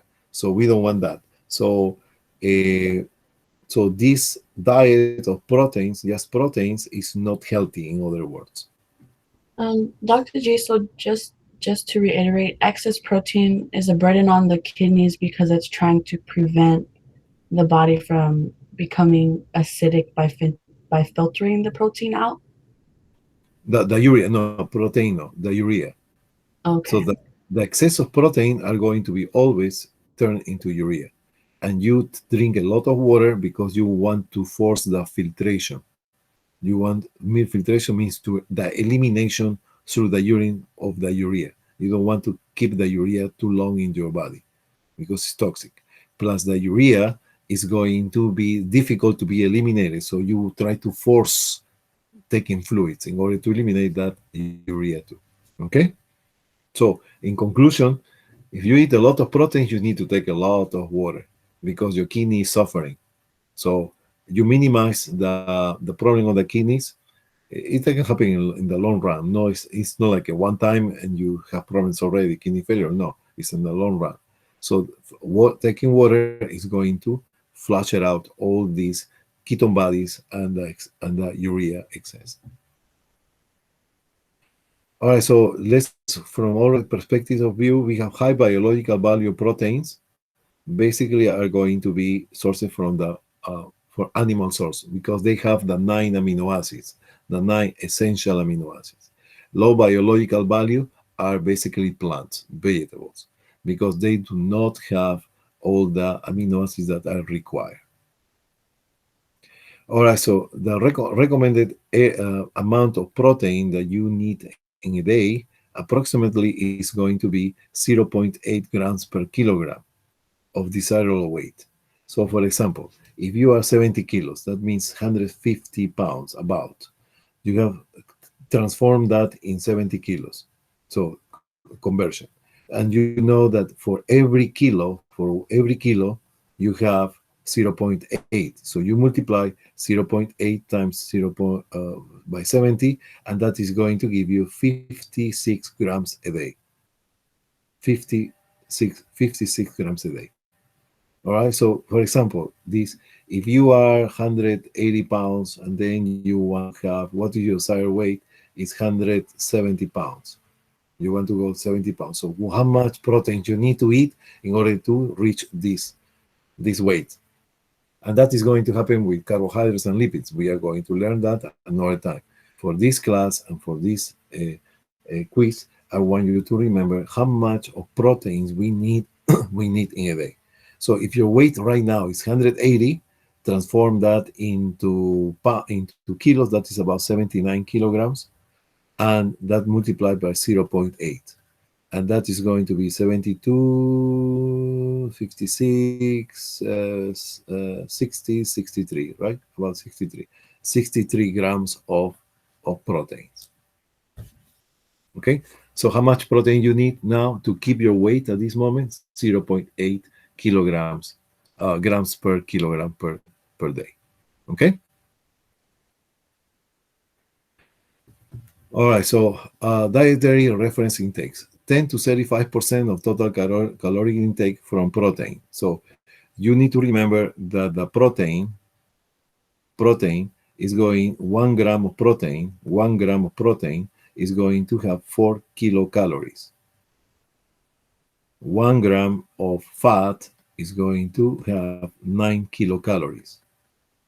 1 gram of carbohydrates are going to have 4 kilocalories per every gram. Every gram. Alcohol is going to have, for 1 gram of alcohol, are going to give you 7 kilocalories. So people who are drinking can be obese because they consume a lot of calories. Okay? All right, so now look at this. If you consume 2,200 kilocalories per day, so for a student, basically it's about 2,500 kilocalories average, right? Average is the amount of kilocalories that you require in a day. So then for this, you're going to take 10 to 30%. So let's make it 10 to 35%. Proteins are going to be 20% average, right? So if you take from all these kilocalories that representing the carbohydrates, fats, and lipids, okay, 20% of these 2,200 are going to be proteins, and that's what we are going to do. So 2,200 kilocalories times the percentage here, 10% to 35%, go from 220 to 707 kilocalories per day from protein. So that is the kilocalories that you are going to receive from the proteins alone. Okay. Now, how many grams represent that? All right. So let's do this. So let's make it like 220. Okay. If you have 220 kilocalories, right? You know you want to know how many grams of protein you need. Okay, so now you already know that this is the total diet in a day. So you take about the 20%. Let's make it 10% because the graphic is like 10%. This is the range, 10% to 35%, average 20%. So let's make it 10%. So that means that 10% of this is going to be the kilocalories for the protein alone. So that is going to give you 220 kilocalories from proteins alone. But if you want to know how many grams you have, okay, so you will say, if 1 gram of protein is going to give me 4 kilocalories, this amount, 220 kilocalories, how much grams I will have? Remember, grams and grams on the top, kilocalories on the bottom, and you do the equation, and you are going to divide it by 2. Basically, that is going to be about the no, there's 2 x. This is x. It's going to be 55 grams of protein. Is that clear or no? You want me to repeat that?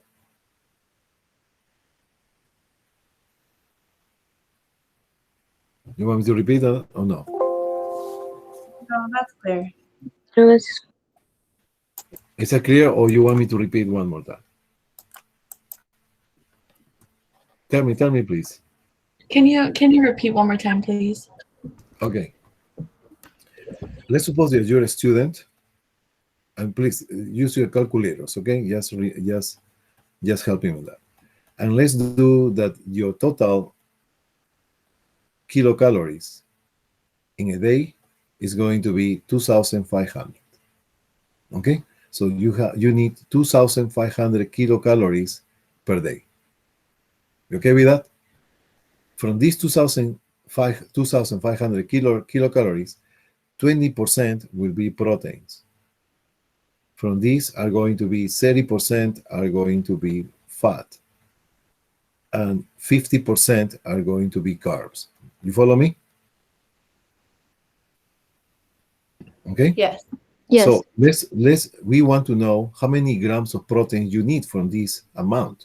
So you're going to tell me what is 20% of 25 or 2,500. That is going to be 500, right? 500 kilocalories, correct? Yes. All right. So and okay, 500 kilocalories. So that is per day. Correct. Perfect. So now these 500 kilocalories, how many grams of proteins are? In how many grams of protein will we find? If you have that in 1 gram of protein, you have 4 kilocalories, how many grams you will have if I going to need 500 kilocalories? So X is going to be 1 gram times 500 kilocalories divided by 4 kilocalories. Kilocalories and kilocalories that go away is going to be divided by this is going to be 125 grams. Right? Right? Yes or no? Yes. Okay? And you can do the same for the fat. Makes sense. Thank you. The fat is going to be, for example, 30% of 2,500. That is going to be about 810 kilocalories. And the half here of carbohydrates will be 1,250 in carbohydrate, kilocalories. So, but now you want to know how many grams of fat you're going to eat. So if you know that 1 gram of fat is going to have 9 kilocalories, how many grams I will find in 810 kilocalories? And you have your answer there. In the carbohydrates, if I have in 1 gram of carbohydrates, I have 4 kilocalories, how many grams are going to be when I'm going to need 1,250 kilocalories? And then you can tell now how much of proteins in grams, how much protein and carbohydrates and fat in grams you will need in a day. You okay with that? Everybody got that, please? Yes. yes. Yes. Okay. Yes. All right. So we have the summary here. Complete proteins diet contain all the amino acids and animal origin. Incomplete plants, vegetarian diets, only plants, proteins, vegan. So you need to complete with soybean or tofu. Protein balance, we have actually dietary protein, but it's a pool of amino acids. So these amino acids they are going to be, at the end, they are going to be eliminated because we don't store amino acids. We don't store proteins. Digestions, we have several proteins. I'm not going to ask you which proteins are you using. So just remember that the proteins are being digested, break it down from the mouth to the intestine, to the small intestine. All right, so clinically, fever, disease, surgery, or other trauma of the body are going to, when you have these problems, do you need more proteins, yes or no?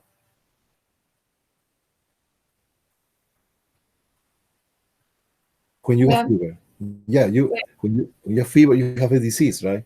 They are regenerating tissue. They are replacing the tissue that is being damaged. So in this case, you are in negative balance of protein. So you need to increase your diet with more proteins. You okay with that? Yes. Protein needs are going to be 0.8 grams per kilogram per day. We already talked about that. Okay, so you change your from pounds to kilos and multiply by 0.8. So that is the amount of proteins you require. All right, so let's talk about the this part. What time is it? I want to know. So we have time. All right, so this is a basically review. Okay, so mechanical and chemical digestion. Mechanical is the chewing. What else? Mechanical digestion. Digestion, you need to know what is digestion first. Digestion is breaking down.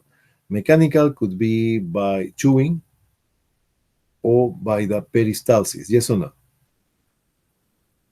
Mm-hmm. So Yes. what is a function? What is a function of the peristalsis? Two functions. Yes. Two functions of the peristalsis. To move food forward. One, and the other one. Somebody, please. Chris, it's coming your name to my mind first. Alejandro. I had the same answer. Okay. Peristalsis is going to move. It's going to help to mix. Make sense? It's going to make to mix what with the enzymes. So that movement of peristalsis, contraction and relaxation, besides that, they are going to make help to pass to move forward the components. They're going to mix. They're going to mix the lipase, so the amylase. They're going to make more contact. So that is what is going to help for the digestion. You okay with that? Yes. Okay. Chemical digestion start with the mouth, the intestines. So you have all several enzymes that are going to digest proteins, carbohydrates, and lipids. Okay.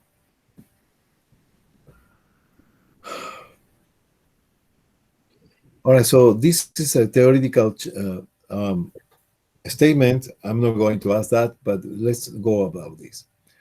The body cannot use food as it is eaten. Obviously, a piece of chicken is not running in your blood. What is running is the amino acids of that piece of chicken. Okay?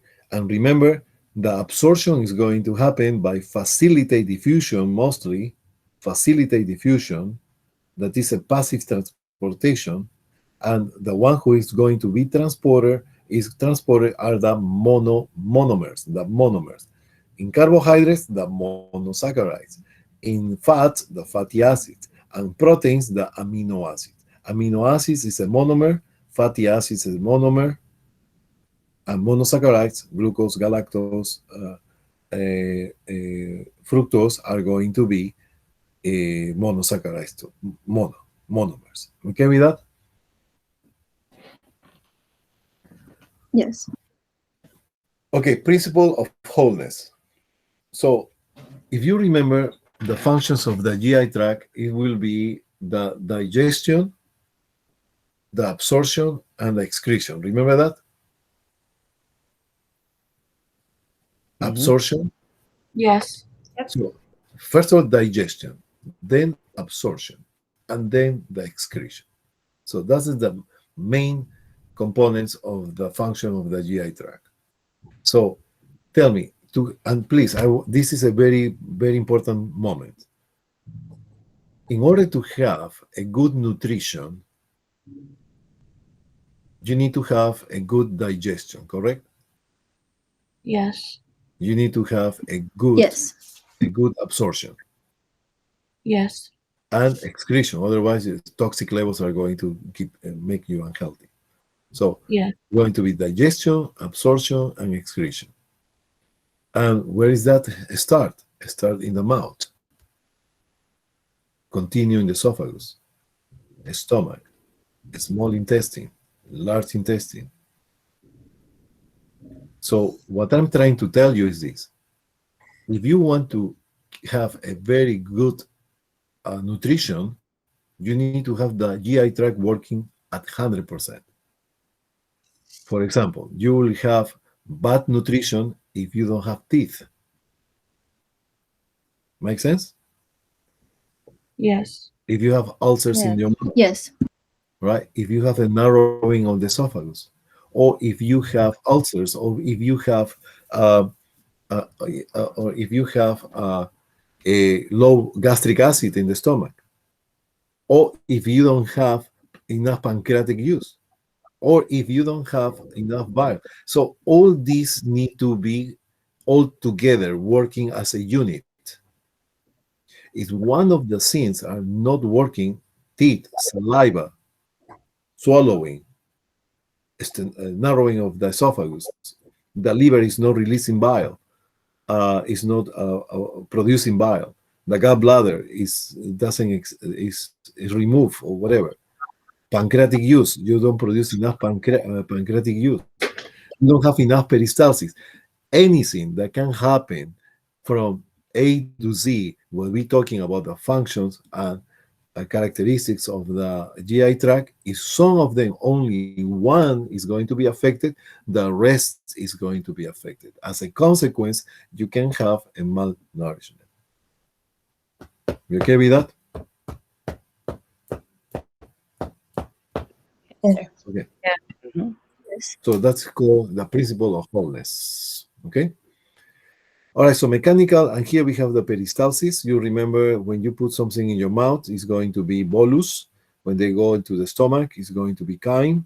Just to refresh you, the chyme is going to stay in the stomach for about. They're going to start to evacuate the stomach in 30 minutes, and the stomach will be completely empty in 2 hours. Remember that? Okay, so that is very, but that is an AMP. So please remember that it's very important in pharmacology. It's very important in many other topics. So please remember, we are talking about malnourishment. Mechanical and chemical action, digestive process. We already talked about that. A question? There's a question there? Okay. So here we have mechanical digestion is the GI motility. Right? So the motility. So listen to this. Please pay attention. If you right now, you produce, you know what? About 700 mLs of saliva every day. You know that? 600 to 700 mLs of saliva every day. So what you're doing with the saliva? Unconsciously, it's normal for you to swallow saliva, yes or no? Once a day, correct? Yeah. Okay. When you swallow, what's happening with the pharynx are going to start the contraction, and is going to continue this effect towards the esophagus and the stomach. So it's going to do. It's like you shake a blanket, shake a blanket, shake a blanket. Shaking a blanket, you have these waves coming through the blanket. Correct? Yes or no? Now. But when you have saliva, you are basically you are swallowing probably once every minute, once every 2 minutes, right? And that is going to propagate the wave. So it's like your hands are when you swallow, shaking, and the blanket is the esophagus, stomach, and the rest of the intestine, and that is going to promote the waves. That is called the peristalsis. Okay, but when you are eating, you are swallowing every probably 10 seconds. Yes or no? You're eating, swallow and swallow and swallow and swallow. Correct? That continuously swallowing during your meals are going to do this, like shaking the blanket, and the peristalsis are going to be stimulated. More peristalsis, and what is doing peristalsis? Peristalsis is moving forward the food towards the rectum, the anus, correct? And that's why it's normal after a meal, people have the sensation to go to the bathroom after half an hour or after 1 hour after the meals. Why? Because you was eating, promoting the peristalsis, making the fecal material go towards the rectum, and the rectum start to distend. And when the rectum starts to distend, because it's full of fecal material, there is a reflex that is coming, like a rubber band. The more distended the rubber band, the more the rubber band pulls you back. And the more distension of the rectum, because peristalsis was pushing forward the fecal material to the rectum distend, and that is going to produce the reflex. And that is when you have the sensation to go to the bathroom. You okay with that? Yeah. Yes, sir. Yeah. Yes. No, you're not lying to me, right? Yes. You're not lying to me, no? No? No? No. You're not. Okay, thank you. So it's clear. That's what I want to know. It's clear, please or no? Somebody get behind? I think I'm definitely gonna have to study a lot of this, but for right now, it's pretty clear. Okay, thank you. Okay, the intestine is going to have muscles. Okay, it's called circular internal, longitudinal external. We don't care about that, but definitely the wall of the wall of the GI tract measure about 3 millimeters thicker, the wall. So it's not that big. It's not that thick. And actually, in the wall, we have muscle, a smooth muscle that is going to produce the peristalsis. So remember, peristalsis is moving the foot in one direction, only distally towards the anus. Nerves, we have intramural nerve plexus. So actually, you see here, this is the wall of the intestine, and we have different layers. Okay, 1, 2, 3, 4 layers. But in between the layers, we have plexus. Plexus is a group of nerves. Plexus is a group of nerves. Remember, the muscle, they need the electrical impulse that is going to release the acetylcholine, all right? And these nerves are going to be immersed in between, in the middle of the muscle of the wall of the intestine.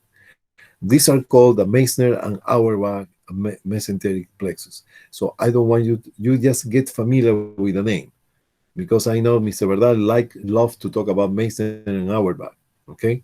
And why he likes to talk about that, because there's a pathology about this.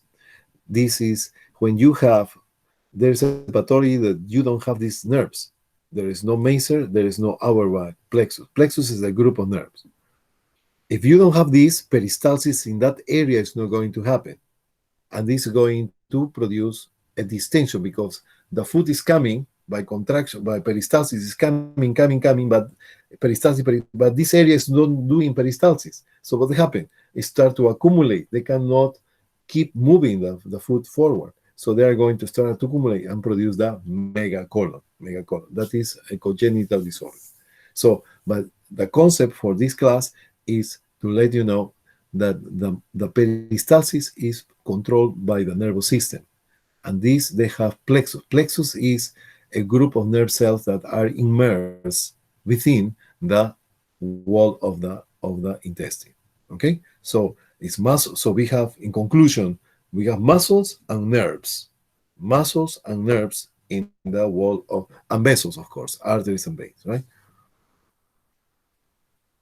So here we have the lumen. This is the mucosa of the intestine. This is the vessels, and this is the nerves. This is the nerves. They are not mentioned the Meissner and the Auerbach. Oh, there you are. Auerbach plexus and the Meissner plexus. These guys are the ones who release the acetylcholine, rest and digest, that is going to produce the giant cat in this case, right? And that is going to produce the contraction of the intestine, peristalsis. Is that clear? Yes. Mm-hmm. Okay. So let's talk about we talk about the mechanical digestion. Then we talk about the digestive, right? So we have everything, all these enzymes, especially the gastric acid, is hydrochlorhydric acid, HCl. You need to know both ways, okay? That is going to produced by the walls of the cell of the of the stomach. Look at this. What I want to tell you is this. This is the stomach wall, this portion. Okay? So here we have muscles of the stomach, whatever. So this is one piece of the stomach. So if you see here, this is the cells, parietal cells, whatever, other cells, enterochromaffin cells. There are many cells here. And these cells, what they are going to do is they can actually, they are going to produce gastric acid. So forget about that, is another situation. So they are going to produce gastric acid. But if you produce gastric acid, pH 2, this is going to destroy these cells, yes or no? But we don't want that. So what happened? The gastric acid is going to be transported to the lumen, here in yellow. And in between the lumen and in between the cells, this is the cells and this is the lumen, in between we have a mucosa, a mucus that is a barrier that will be preventing the action of the acid to destroy the cells. These mucus are going to be produced by prostaglandins, we talked in the previous. When you take aspirin, the prostaglandins are going to be blocked, so the mucosa start to get thinner. If you have gastric acid have a higher risk to touch the tissue of the stomach and produce ulcers. So that's why we have this mucosa, this mucus. These mucus are going to be a barrier protecting the stomach from the gastric acid. You okay with that?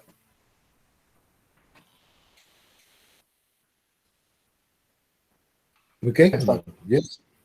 Yep. Okay, so then we need to talk about water and electrolytes. Water electrolytes are important in our diet. You remember, we need sodium, potassium, chloride, magnesium. So this water can produce some hydrolysis. So that is called the reaction of the food with the water. Basically, mostly happen in all the components, but basically on the carbohydrates. This water that is having in the stomach, you have water too in the stomach, they're going to basically produce the digestion of carbohydrates. Just put a piece of bread in the sink of your kitchen, and what happened with the bread? The bread become like a foam, like a sponge, right?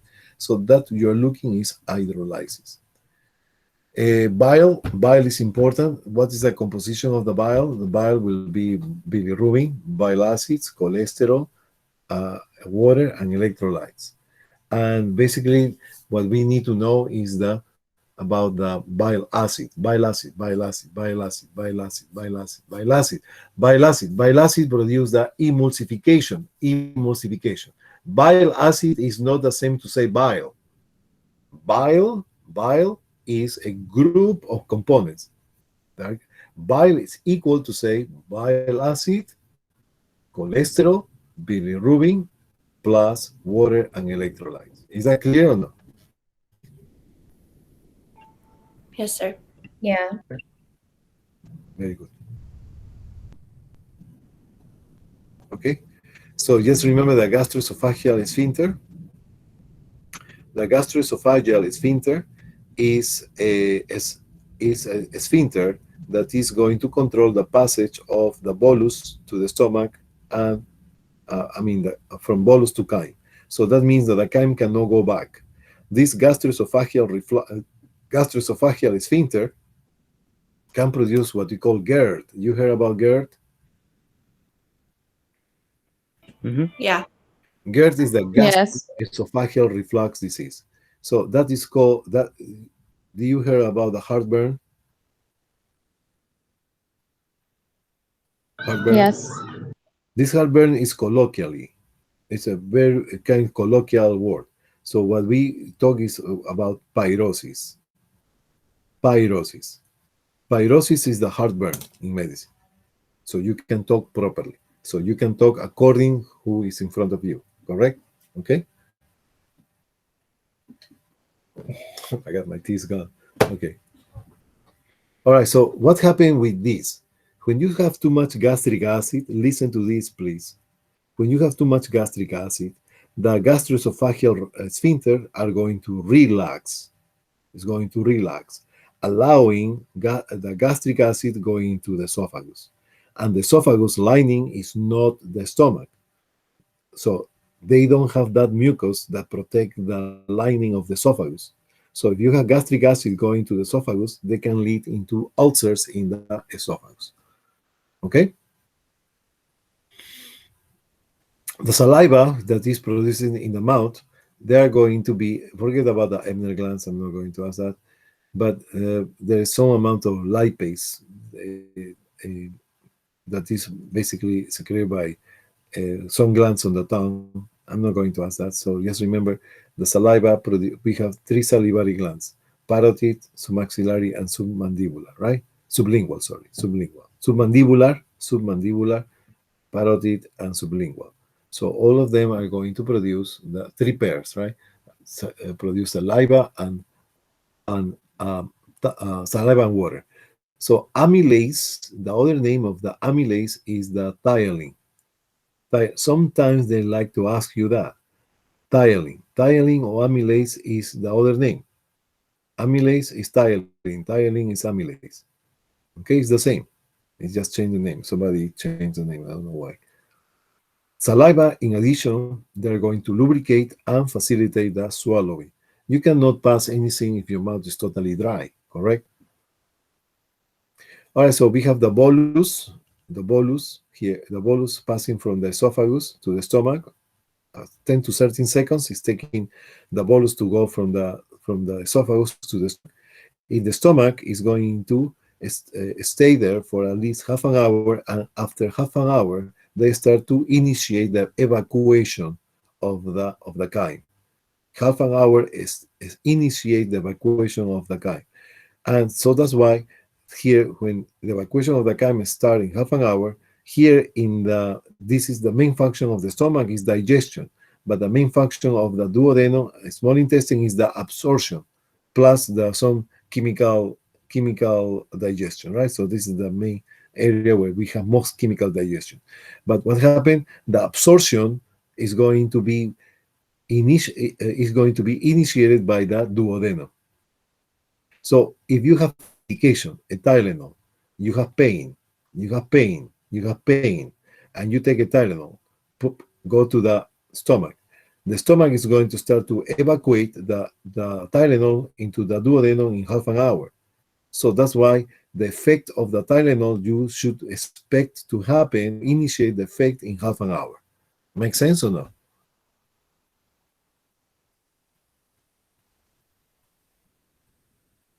Hello? Yes. Makes sense. Okay, so you need to remember that is important. Why? Because in your nursing process, so when you're going to give some medication to the patient, how soon you're going to evaluate or monitor the patient or the effect of the medication on the patient. If there is PO, you start to see, or PO in 30 minutes start to make effect. Make sense? Mm-hmm. Yeah. Okay, so tell me, yes, whatever, but don't let me alone here, because I look like I'm totally talking to my computer a lot. Okay, so let's keep moving. All right, so we already talked about that. All right, the bioavailability.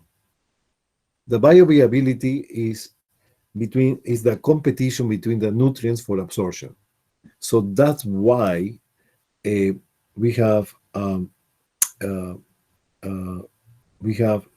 20% proteins, 30% fat, 50% carbs.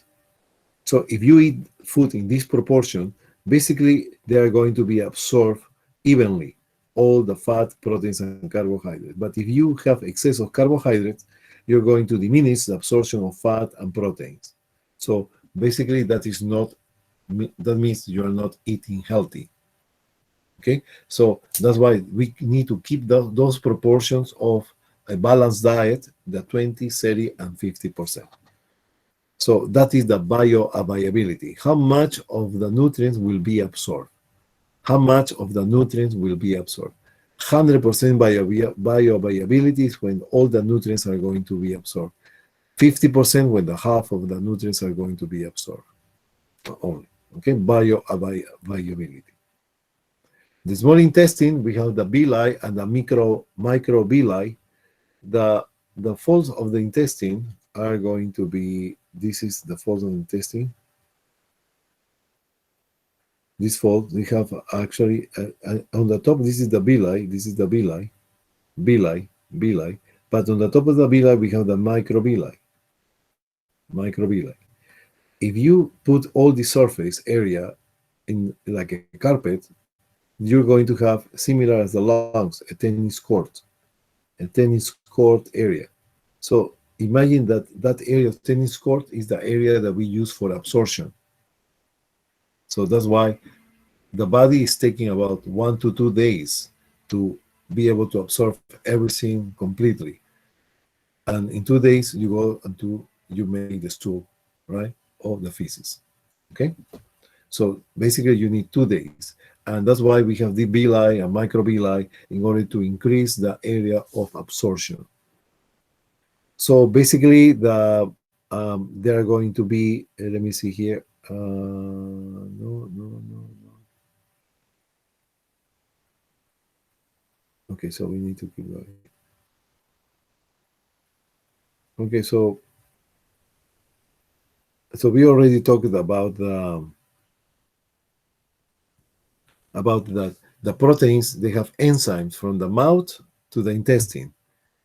They're going to break down the digestion of proteins starts in the mouth with the chemical and the mechanical digestion. So we talk about the chyme, etc. We have the enzymes that we have in the stomach. We have pepsinogen, that is PP protein, is an enzyme. So you just proteolytic enzymes or enzymes who break down the proteins. That is called basically the pepsin when it's together with the gastric acid, pepsin. So just remember, I don't want you to go into those names. I'm not going to ask that. What I'm going to be focusing is that the proteins are going to be digested from the very beginning, from the mouth down to the intestines. You already know what is the importance of the peristalsis. You already know the pancreatic use, pH 12, the amylase, the protease, and the lipase. The protease will be the trypsin and the chymotrypsin. Okay, so that is a protease. Those are the protease is a big umbrella. I don't want you to remember the trypsin, chymotrypsin. I want just you to get familiar with that. Just call the protease. And you know protease is a big umbrella for other enzymes who digest proteins. Okay, so the same thing happened with the intestine. In the intestine, they can digest fat, carbohydrates, and proteins. Okay, so disaccharides. So that is the name I was looking. Disaccharidases. So that is the maltase, that is the lactase, that is the sucrase. Okay.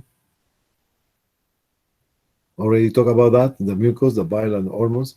There's some hormones that you need to remember, especially the CCK. CCK, this one. This is the cholecystokinin. Who secrete this hormone? The duodenum. The duodenum is going to secrete this hormone, the CCK. Secrete CCK, the duodenum. Then they go to the bloodstream, and the target organ of this cholecystokinin will be the gallbladder and will be the pancreatic duct. So at the moment you eat, the cholecystokinin is going to be produced because the chyme is passing and make friction against the walls of the duodenum. So that is the stimulus of the duodenum to produce the CCK.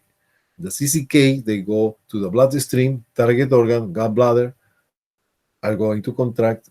If they have a lot of food, contract even more, and the pancreatic juice are going to be eliminated more, or secreted more pancreatic juice into the duodenum. So cholecystokinin is basically the communication, the text message for the stomach, for the pancreas, and for the gallbladder. The cholecystokinin produced by the duodenum said, okay, it's time to work. Everybody come together. and the cholecystokinin, and simultaneously it's going to increase the secretion of pancreatic juice, secrete the bile, and actually secrete pancreatic juice and the secretion of bile. That is the cholecystokinin. There's other actions that I'm not going to mention, like cholecystokinin decrease the production of gastric acid, and it's obvious because the food is not anymore in the stomach. You don't need more gastric acid because there is no food. The body knows that, and that is one of the other functions of cholecystokinin. For the exam, I would like you to remember just the cholecystokinin target organ, gallbladders, and the pancreas, the pancreatic juice. Okay, so we talk about that. Okay. Okay, the large intestine. The large intestine, you already know the components of the anatomy. We need to talk about the function of the large intestine. And you already know it's the flora, number one, flora, large intestine. And the number two is the absorption of water. Absorption of water. No amino acids. They can absorb amino acids, but basically it's not happening here. Nutrients, it's not happening here. Why? Because basically all the nutrients, minerals, and amino acids are already absorbed by the small intestine. So the remnants are going to be water. And that is what is going to do basically the large intestine, to absorb water. You okay with that? Yes, sir. Okay. So Yes. one thing I want to remind you is this, that imagine the intestine, the small intestine, okay, and they are going to absorb the nutrients. Where they go? They go to the superior mesenteric vein and the superior inferior mesenteric vein, and they are going to go to the venous system, proteins and carbohydrates only. So they are going to be collect by the veins from the intestines and directed towards the liver. So the mesenteric veins coming together with the splenic vein that is coming from the spleen and form the portal vein. So this is venous blood that is going to be transport basically proteins and carbohydrates. The fats, how they are going to be transport. The intestines, the villi, they contain some what we call lacteal ducts. Lacteal. I don't know if I say here. Okay, this is the lacteal. There you are. Can you see it here? I'm going to make it bigger very fast.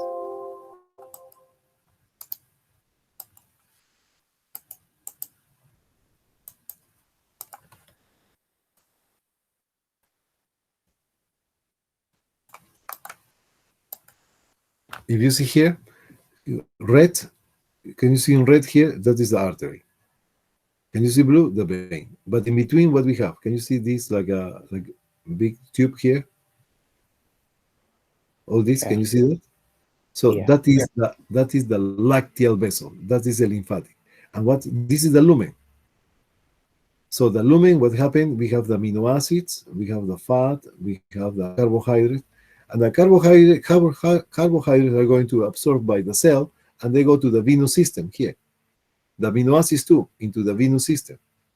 But the fat is going to go to the lacteal vessel.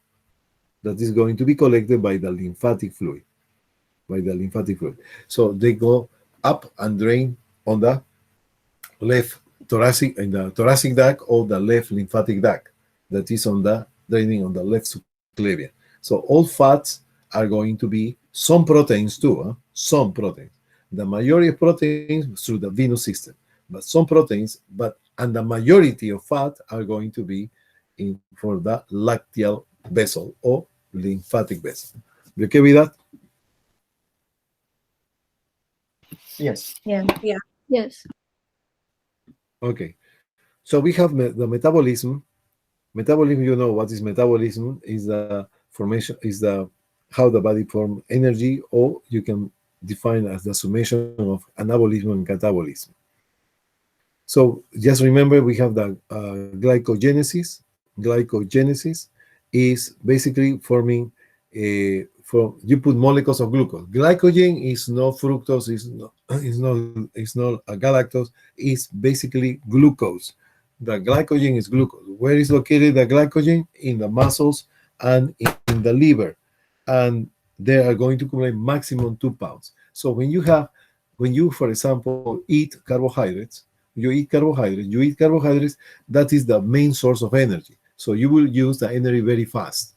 You still keep eating sugar, and that sugar will be deposited as glycogen in the muscles and the liver. But they have a limit, only 2 pounds, only 2 pounds. When you already have plenish of glycogen, 2 pounds, you're still eating carbohydrates. Those carbohydrates are going to, this surplus of carbohydrates are going to go to form fat.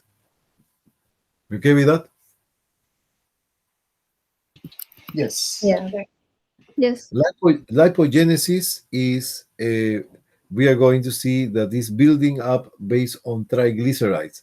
What are the normal levels of triglycerides? 150, less than 150. What is the normal level of cholesterol? Less than 200. Lipogenesis is they're going to put or send that these triglycerides deposit into the fat cells. The fat cells, they have a nucleus, but they have a big back wall that is fat, that is located there, the triglycerides. The gluconeogenesis, we talk about the proteins, how they are actually forming glucose from proteins. Galactosemia. Galactosemia are going to be, listen to the name, please. We are going to talk galactosemia, phenylketonuria, and lactose intolerance. We already talked about lactose intolerance in the past. Galactosemia. Galactosemia is an autosomal recessive. You know what is autosomal. You know what is recessive, bioscience. Most common carbohydrate metabolism disorder. So what is this? Galactosemia. Listen to the name. Galactose, emia, means what? Blood. So you have high levels of galactose in blood. So what does it mean? That you cannot process the galactose. There you are. It's a condition in which the body is unable to process galactose, the sugar present in milk. Accumulation of excessive galactose in the body can cause many problems, including liver damage, brain damage, and cataracts. Galactosemia. So, galactosemia. The phenylketonuria.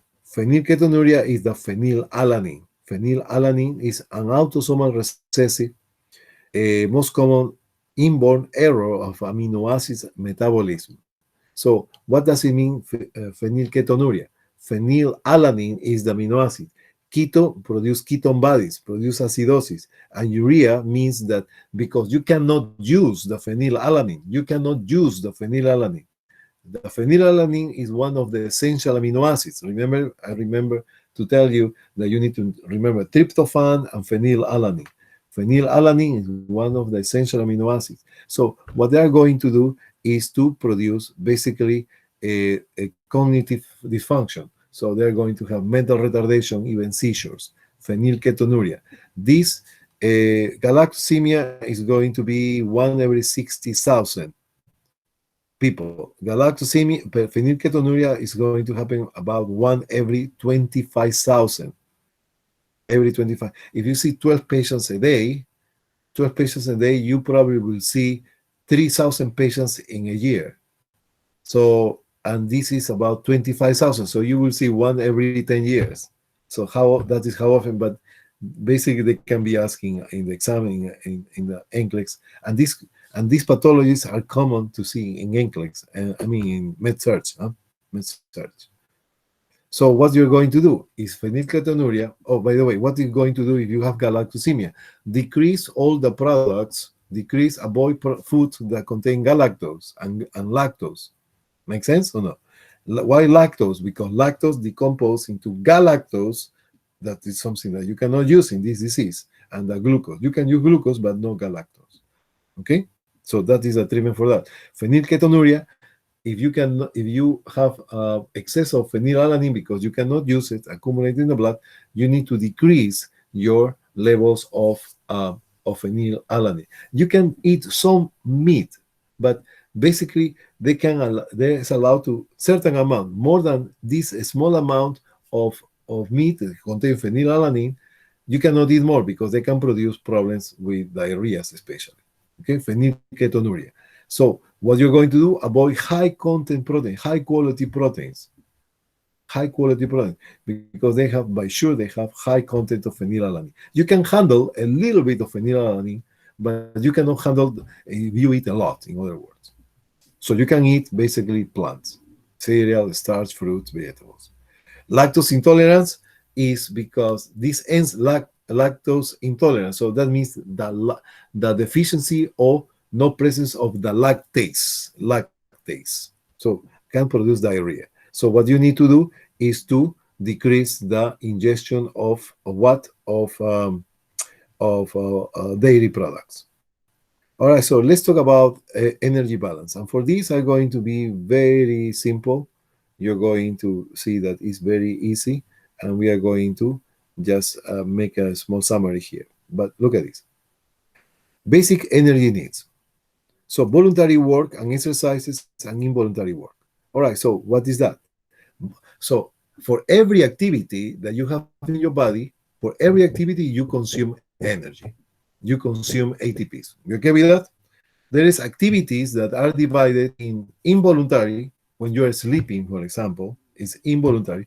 Your heart is still working, your respiration is still working, the blood flow is going to continue, etc., etc. The cells are going to receive nutrients, etc. All these, they need energy.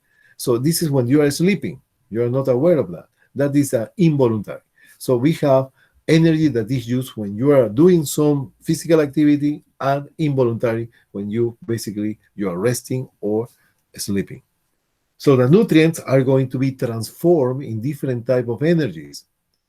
These energies will be into chemical energy during the metabolic reactions. These nutrients, energy, ATPs, are going to be used for electrical impulses. They are going to use for mechanical energy, like chewing, right? Peristalsis, and thermal. So they are going to basically increase the temperature of your body. All chemical reactions are going to release some type of energy. In this case, thermal, that is in the form of heat. Okay? Okay, so only 3 nutrients can store energy because of the bonds. The bonds are not bonds, but bonds, bonds, are going in the links, are going to contain the energy. When we break that energy will not disappear, will be transformed, and is going to be used to produce ATPs. All right, so here we have calorie. We have a calorie. Look, calorie is the same to say kilocalorie.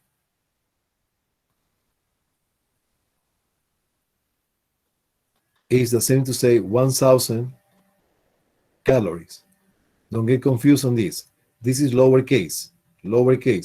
You see calories, you write down with capital letter. Capital. If you see 1 calorie lowercase, that is not this one. Calorie with capital letter means 1,000 calories. Or is the same to say 1 kilocalorie. Is that clear? But you get confused in the gym because some people say calories, kilocalories, calories, kilocalories. The right way to say is kilocalories. But if they say calories, they are talking about kilocalories. But you cannot make, when you're talking, you cannot differentiate calories from uppercase from lowercase. But when you're talking about 1 calorie, capital letter, means equal 1,000 kilocalories. We okay with that? Yes. For your calculations, you need to remember this, please. Carbohydrates produce 1 gram of carbohydrate are going to produce 4 kilocalories. Fat, for 1 gram of fat, you produce 9 kilocalories. So see, this stores more energy, the fat. For 1 gram of protein, you store, similar to carbohydrates, 4 kilocalories. And alcohol, 1 gram of alcohol, 7 kilocalories. Okay? You okay with that? Yes. All right, caloric density, nutrients, and this. So caloric density. Caloric density means, for example, fatty food, fatty food. So they have a lot of fat, right? And fat they have in very high caloric value, very high caloric value. So that means that is going to be 9 kilocalories per gram. Nutrient density depends, for example, how much concentration of proteins you have in that food. So high quality proteins means that in a small amount of food you have high concentration of proteins. All right. So for this, I want you to just remember this. We have energy intake and energy output. So you want to take the energy that you're eating in the food, and that amount of energy you want to use it for as energy output. So that means you need to have a balance between the intake and the outtake. So if you're going to do more exercises, you need to eat more. If you are going to do less exercises, you need to eat less, because your requirements of energy in and out they need to be equal. So whatever you eat is whatever you're going to use as energy. You okay with that? Mm-hmm. Yes. Okay. And the last concept here is the resting energy expenditure, the REE. Resting energy expenditure, that is the same to say the basal metabolic, the basal energy expenditure is similar to the, all right, so resting energy expenditure is the same to say the basal metabolic rate. It's a slightly different, but basically it's the same. So basal is the baseline. So is the basal when you are sleeping, in other words. When you are not doing anything, you are sleeping, the energy that you are going to use when you are sleeping, that is called the resting energy expenditure, that is similar, or you can call the same, basal metabolic rate. It's just a slightly difference between them, but you can call either way. Resting energy expenditure and the basal metabolic rate. Basal metabolic rate is easier to handle. So I would like you to call this basal metabolic rate. When you're sleeping, how much energy, how much ATPs you use when you're sleeping. Physical activity is another thing that is going to act. So when you are sleeping is the involuntary activity. But then that is certain amount of kilocalories that you need when you are sleeping in order to survive. But then you wake up, you do exercises, that is an extra energy that you require. So you need to make the summation of both of them. The summation of both of them in order to know how many kilocalories you will need the whole day. And we have the thermic effect of food, So what is happening here? The thermic effect of food is when you eat, you feel warm. You start to warm up, yes or no? Right? So that means that the metabolic reactions are going to be activated. And these metabolic reactions, they need energy. So you need to add to the basal metabolic rate, ATPs or kilocalories, you need to make a summation of the physical activity that you're going to need more energy for that, right? So you make a summation of physical activity plus the basal metabolic rate plus the thermic effect of the food. Because when you eat, the chemical reactions they need to have energy to digest, to produce all the chemicals that are happening in the GI tract and all the body. So that's why you need an extra energy. How we are going to calculate that? We are going to calculate with this. And that is what we are going to stop today. This is the basal metabolic rate. That is what I want you to calculate at home. Basal metabolic rate means how much energy you need to be alive. All right? So that means how much the rest we are going to do in the next lecture. The next lecture is going to complete the whole thing. But at this moment, this lecture wants you to just calculate how much kilocalories you require in order to be alive. So for example, we have a male In male, is 1 kilocalorie per kilogram times 24 hours. In female, it's not 1, it's 0.9 kilocalories per kilogram in the next 24 hours. All right, so let's make an example. So give me a weight. Somebody can give me a number, please. Female. Let's girls first. 80 pounds. How many? 80 pounds. 80 pounds? Uh-huh. 80 pounds is a little bit high. Okay. 80 pounds. That's okay. By 0.9 kilocalories. Get ready for work, but thank you for today. Yeah, I finished already. Thank you, thank you. Thank you so much. And you multiply here. So how much is that? It's 70, 24. That is going to be 14.4. For 12, that is 28.8 per 6. This is 48, 52, 5, 12, 17. Dr. G, So, oh, yes. don't you have to turn it into kilograms because it's on pounds? Oh, yeah. See? When I'm in a hurry, I make a mistake. Oh, you said 80 pounds. I was thinking 80 kilos. Okay. 80 pounds, how much is 80 pounds? Divided by 2. It's going to be 36 kilos? Let me see. Yeah, 36.36. Okay, 36 kilos. So 80 pounds represent 36 kilos. Okay? Now you multiply the female. It's female or boy? Girl or boy? Doesn't matter. Okay, let's make a girl. 36 times 0.9. And that is going to be 4, 27, 34, right? 34? 32.4. 32.4 times 24. How much is that? 777.6. Okay, so about 750 kilocalories per day. Basically, 36 kilograms is a kid, right? It's a kid. It's not an adult, right? So let's do an adult. For example, okay, I will do it myself. I'm very proud. I've lost 10 pounds. I was 180 now. No, 185 now. I'm 175. I'm 175 pounds. And these 175 pounds turning into kilos. That means 79 kilos, correct? Right? Uh-huh. Yeah. Yeah, 79 kilos per 1 times 1, because it's 1 here, male. 79 times 24. How much is that?